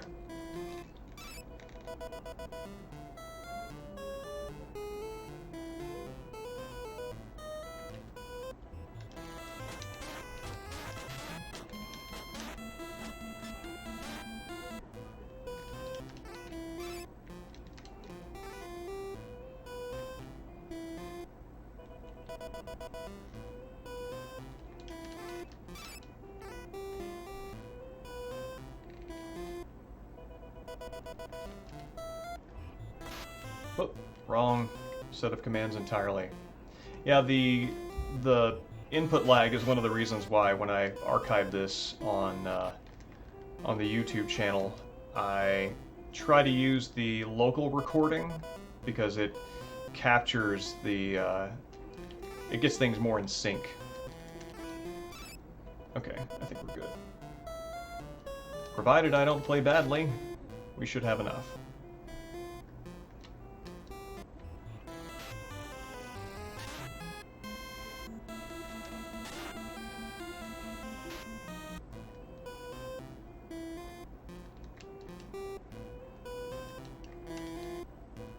And I gotta say, a successfully traversed mansion makes it look like Michael just ransacked the place. Now stop that.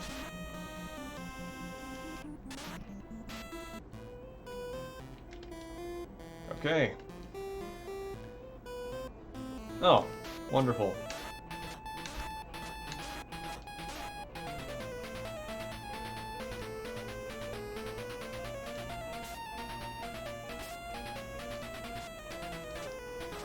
All right, that worked better than I thought it would.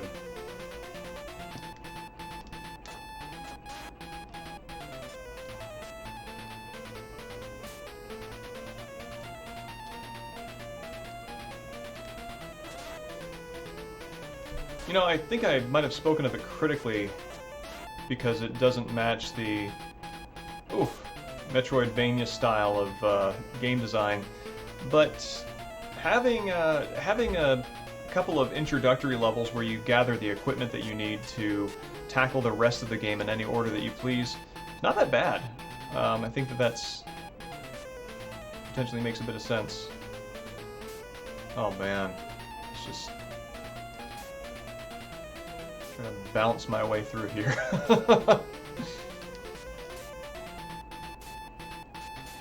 Kind of not 100% sure what the idea here is, outside of have enough health to take damage and make it through.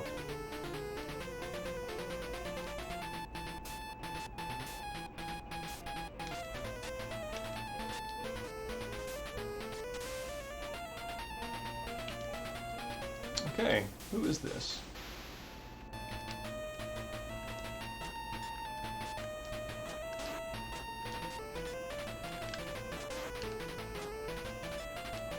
Oh man, I could really screw myself over.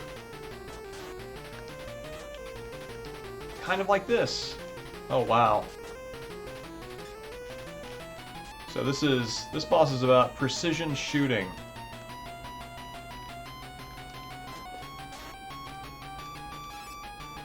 Oh, that completely healed me. Seems like something that I might have wanted to save. Oof.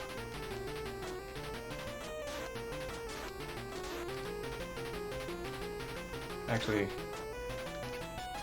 this reliably puts enemies in my line of sight at some point, so this is actually not a bad thing to do. Jumping is probably the worst thing I can do here for accuracy.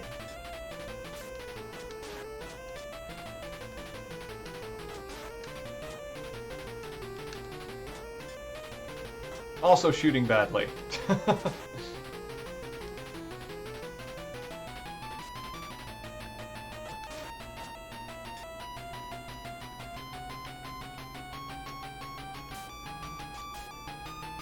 Ooh, these guys are not joking on the damage they do.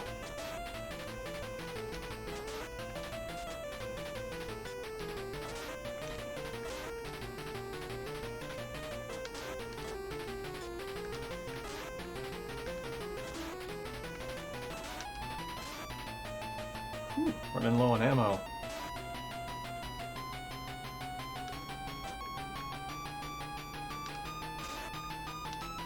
No, that was a bad idea.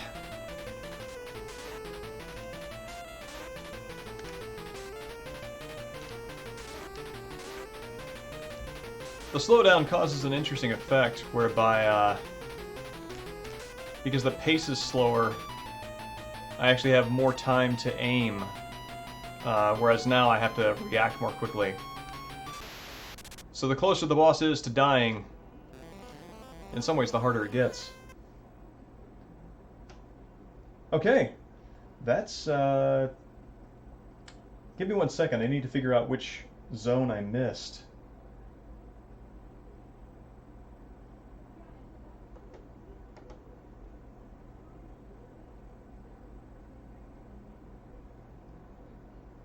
Sorry, I got that fella.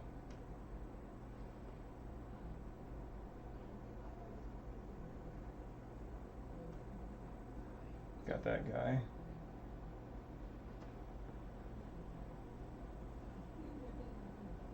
Got that guy.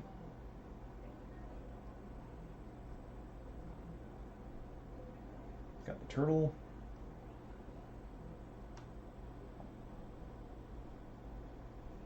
Got the horseshoe crab.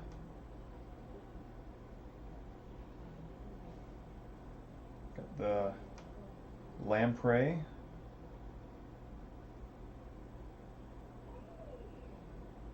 Got the bat Dracula dude.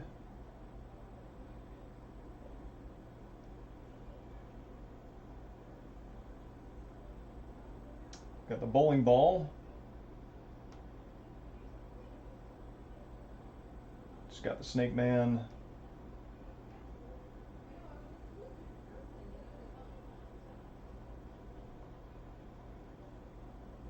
Ah, there we go.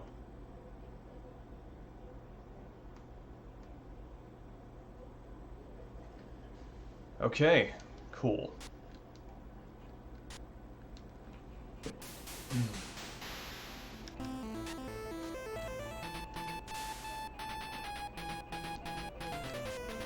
I should have enough to make it through here, okay.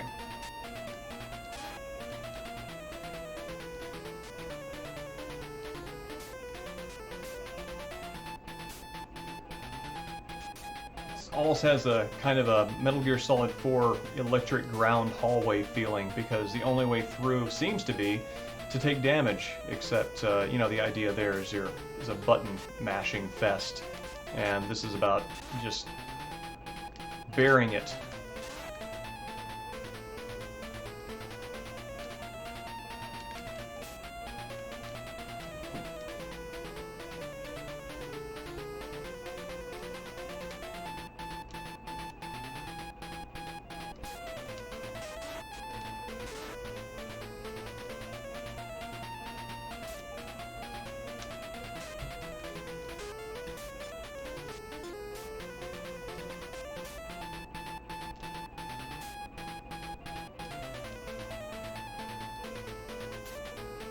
Gotta be near the end. Yep, there we go. There's my Walmart greeter for the zone.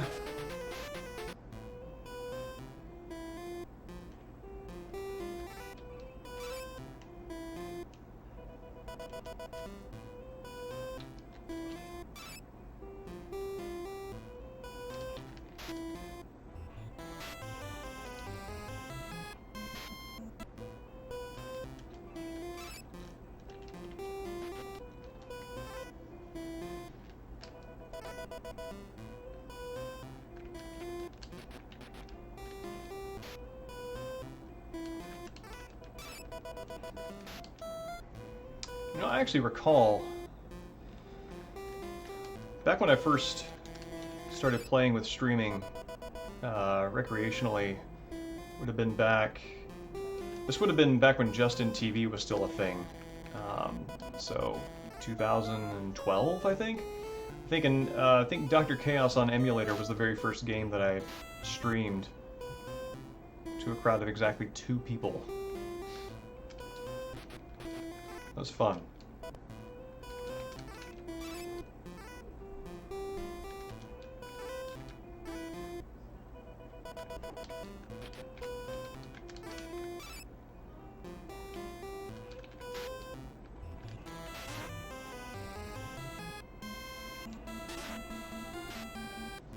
Yeah, right?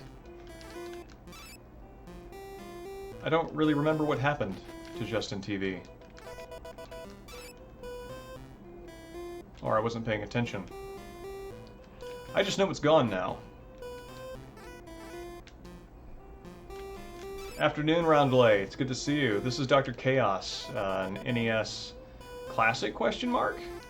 personal favorite that hasn't really made the resurrection rounds of Virtual Console re-releases. And yeah, it's got pretty groovy music. I agree.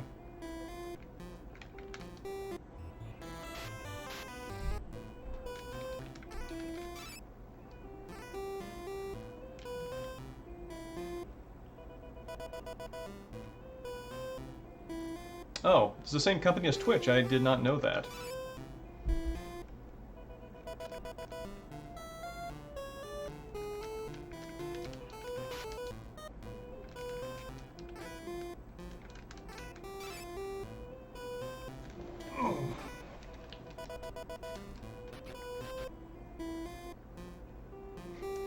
Yeah, Justin paid the bills.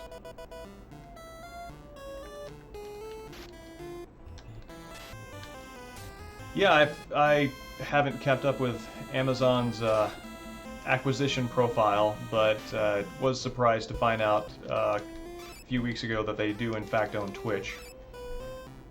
It's one of those pieces of information I don't really pick up casually, but find out as soon as I have need to, you know? There's a category of news like that.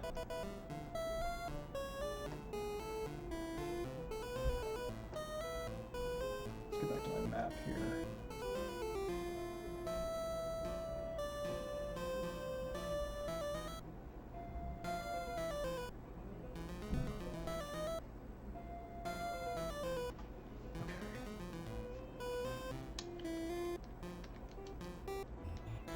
Downstairs is where we need to go.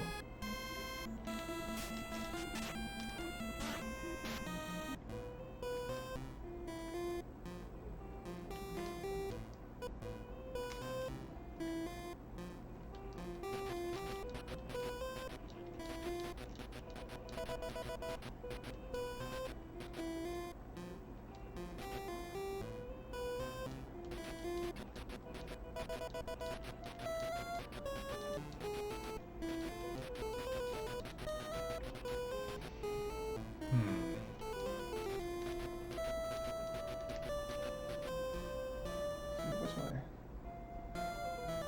option here? Oh, there we go.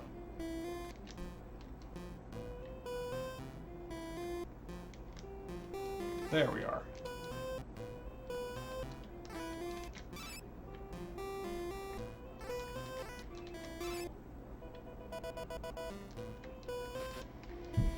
Now that I'm thinking about it, the fact that the last boss's item was just basically a health refill kind of suggests they ran out of items, like they ran out of enemy ideas, or like, yeah, you picked up all of the health bottles and that was about it. And all the weapons, and now there's not much left to do.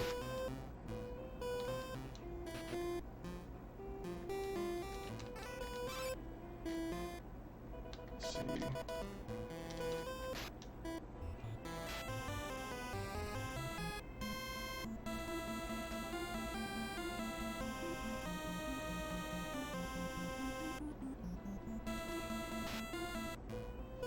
So, this is happening.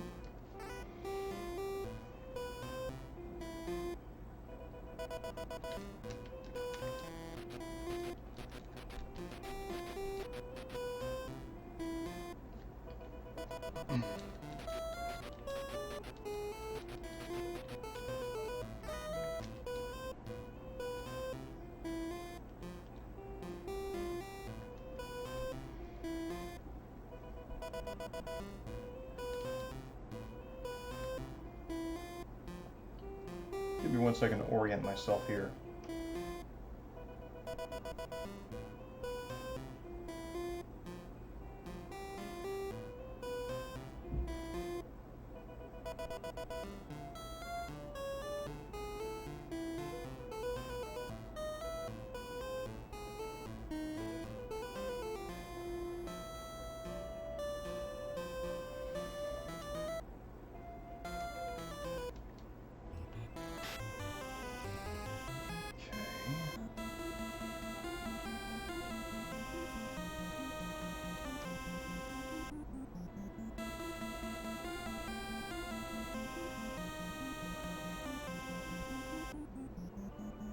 Alright, I see what I missed.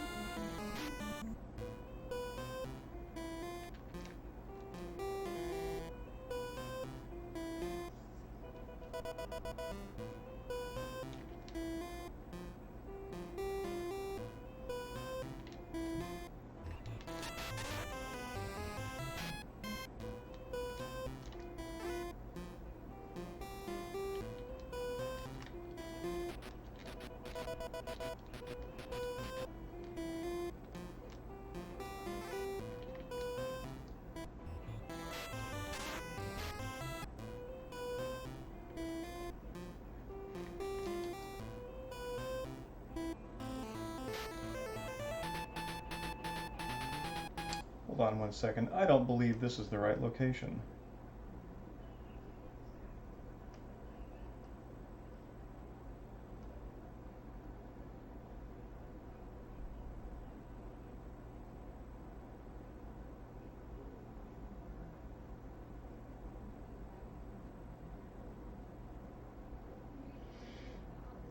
Sorry, this is a little bewildering as to how I got here. This is not the right place to be.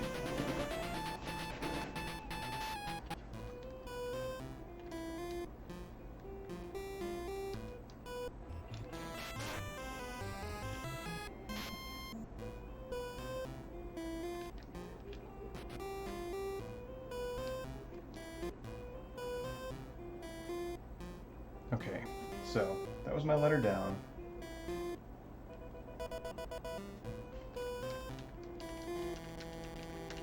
There we go. That's what I'm missing.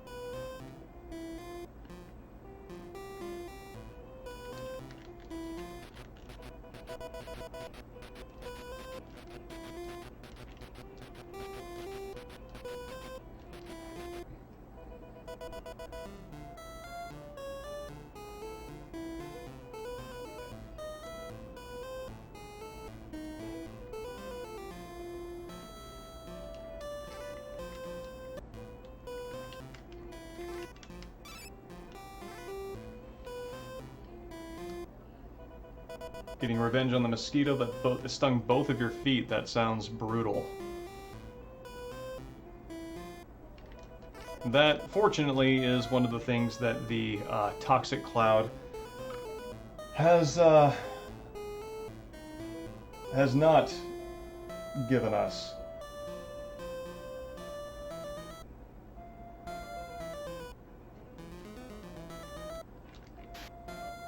Great.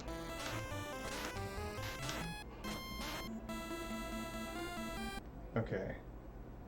There's the fireplace. This is room T.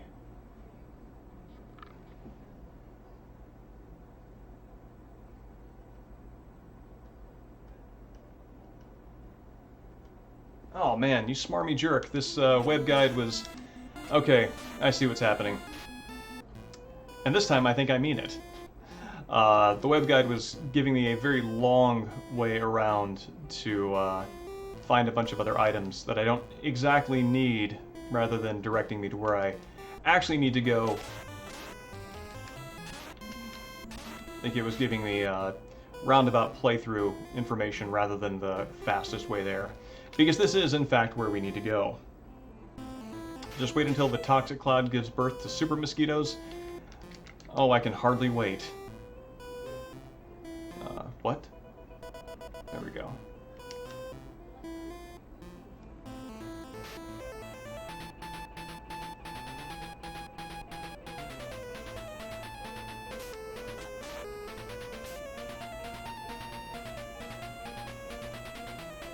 This seems like a scenario where I can actually make more trouble for myself than I need to by veering from the easiest path.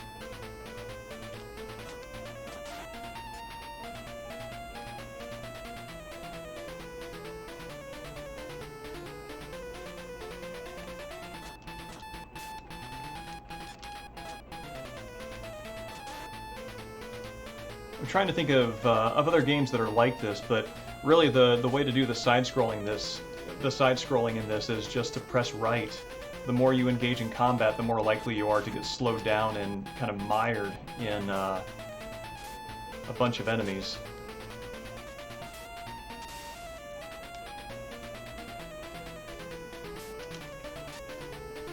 In fact, I think Dark Souls is kind of like that.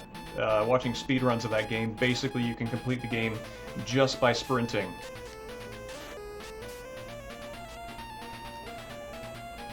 Music was stuck in your head? Well, I mean, good. It's catchy. It does a good job of being an NES game that's got it's kind of a nice earwig.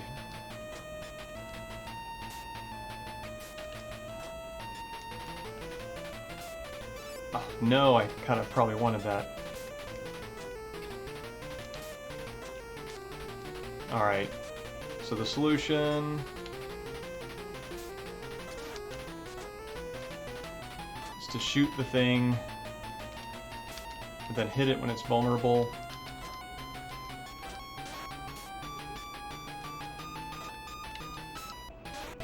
Okay.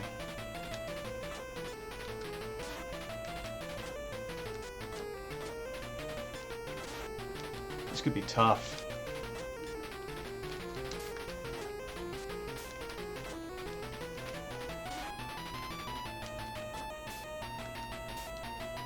Oh, man.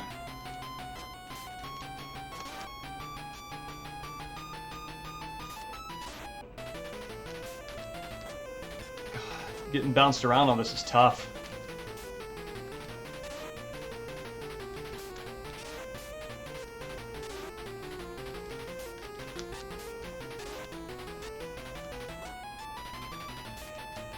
Come on, hit him!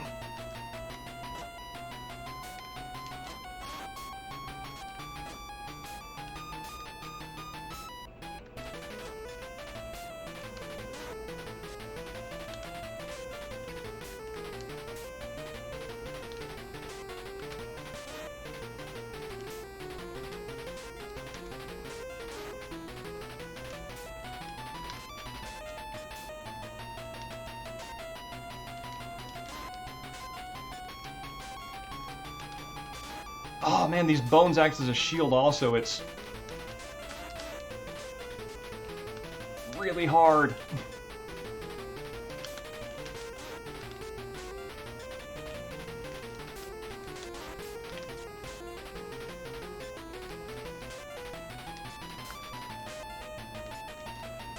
Oh my god. Did not think I was going to do that for a second. Whew.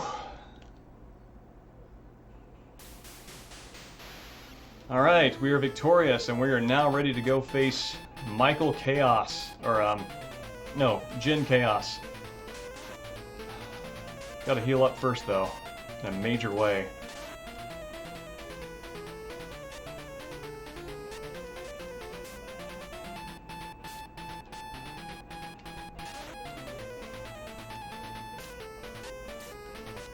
Although, this might be where I die getting through, because I've got next to nothing. Yeah. Rip. But that's fine, because I have everything. I just need to... As a matter of fact, I think right now I'm starting with more of what I need than I would have if I had just continuously survived. So, this works out okay. The number one thing that I do want to stock up on for the final encounter, I do remember, is health. And yeah, it's much trickier.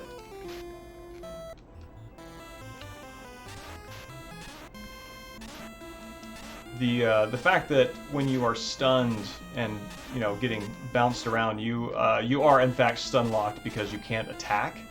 So it's not like you can position yourself, this would be my ideal strategy for that, would be to position myself so that my knockback would put me in a position where I can shoot him. When you're getting knocked back, you just can't, it doesn't accept any input. So you're just kind of stuck.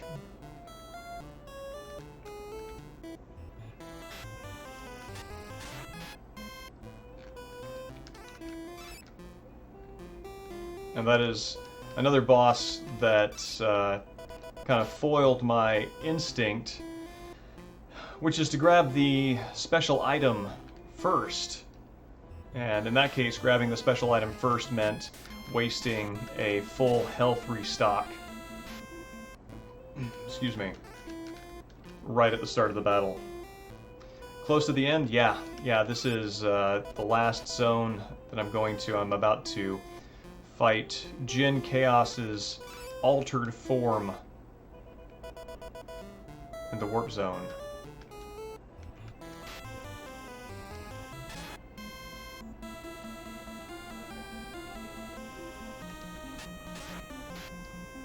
But before I do that, I am healing up.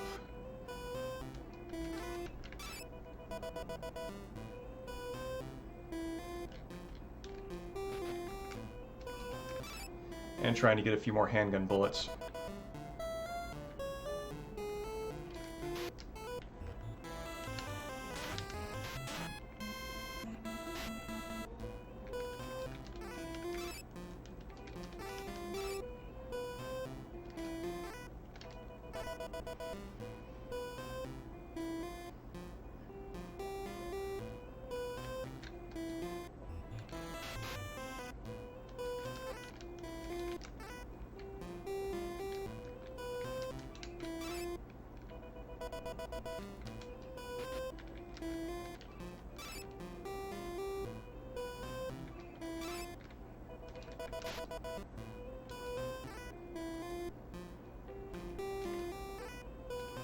Great.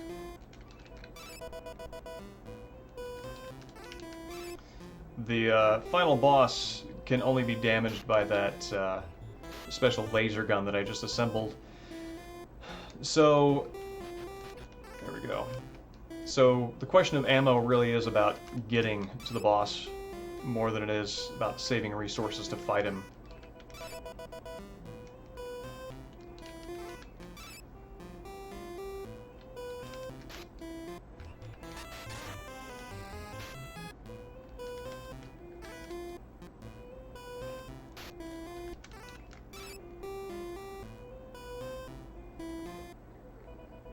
That would be it.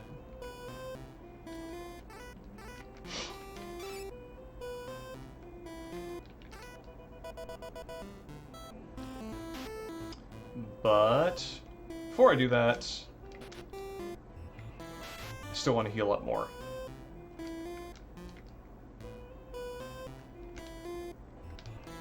One thing I do like is how the game is consistent in how it orients the player. So I left the ladder is facing the north wall. When I descended the ladder, I am facing the south wall. So it doesn't show me the wall that I just came from. It shows me the one that I would logically be facing had I actually descended that ladder.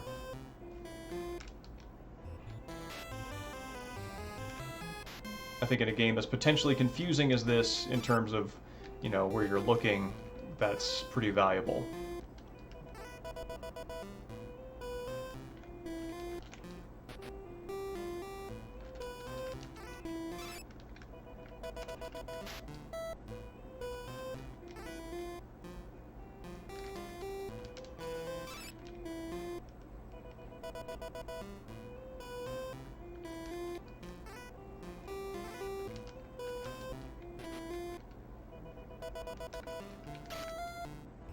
Nope.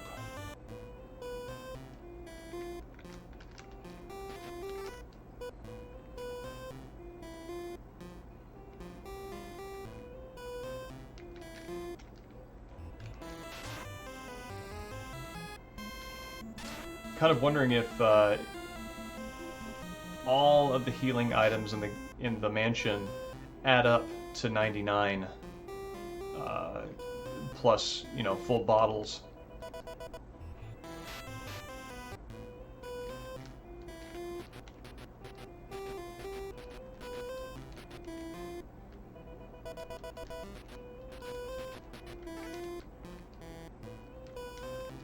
Because I notice I have almost completely scoured the area and I'm still not at full. Thanks for coming out, Ark. It's always good to see you. Yeah, we finished up Downpour last week on Tuesday. The archive is on the YouTube channel if you want to take a look at it.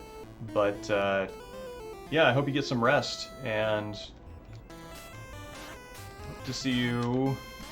There we go. Hope to see you when we do the official non-bonus stream on Tuesday.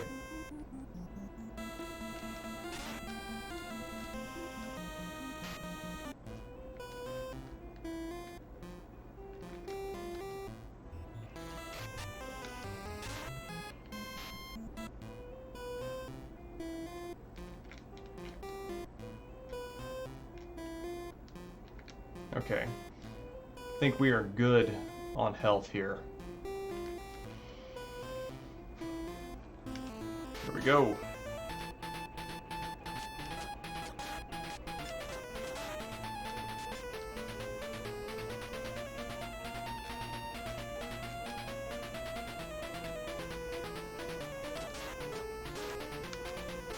This level feels deceptively simple.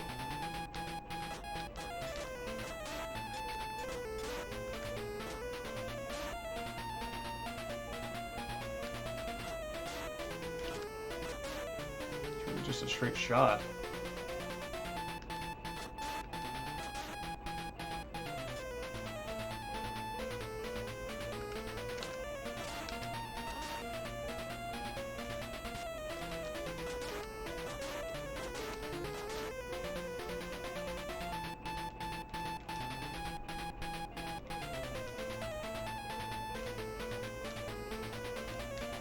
No, no, no, no, no!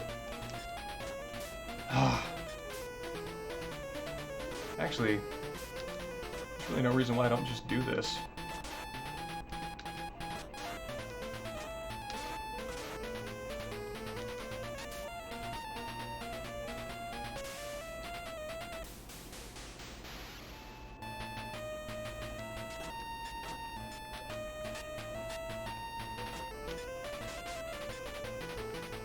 So this would be Jin Chaos's form.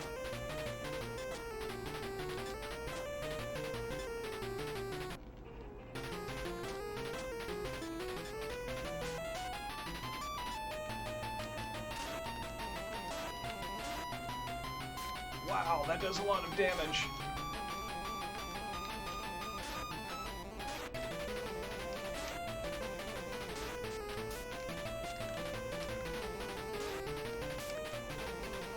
Oh, man. Oh, wow. It's close. Brother!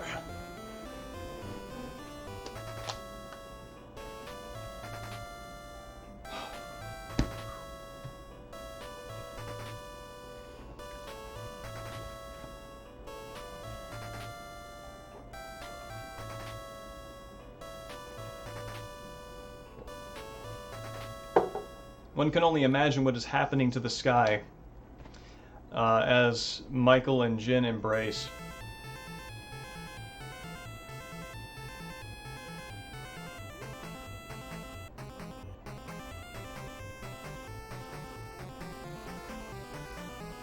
And I'm not exactly 100% convinced that this is a happy ending, because the mansion, okay, so two possible explanations of what the mansion's doing here. It could be the light of day, right? The sort of, dawn at the end of a horror game's night.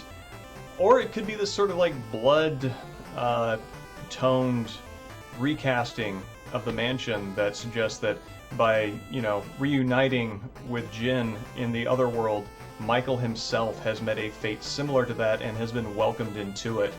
Kind of a, uninvited-esque, you have joined the spirits of this mansion kind of ending. Which I think is very cool. I think that almost works as Punk Tadakoro. Kind of works as a prequel to another game where you have to deal with both of the brothers in tandem. SRS Corporation. I too wish games would tell me that I'm great after beating them. It is a lost courtesy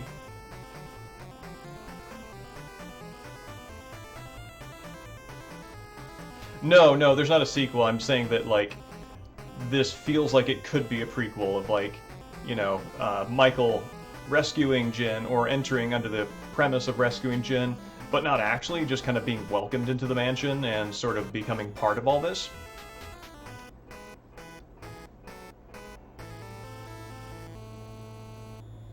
So yeah, that's Dr. Chaos. Yeah, played it through on the old original hardware, and oh hey, look, this still got the very faded $1.95 price tag. When I got this, I think my grandfather owned that controller. He was a genius at Dr. Mario. He left his NES on all the time, never turned it off, would just turn on the TV that it was connected to when he wanted to play Dr. Mario.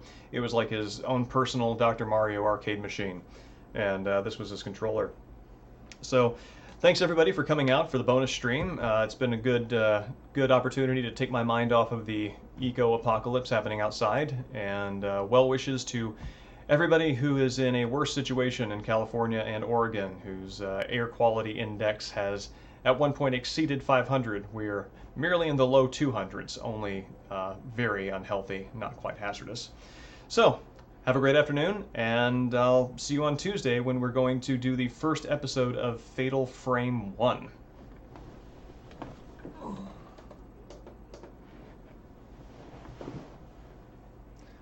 Thanks, Iceman Dan. You as well.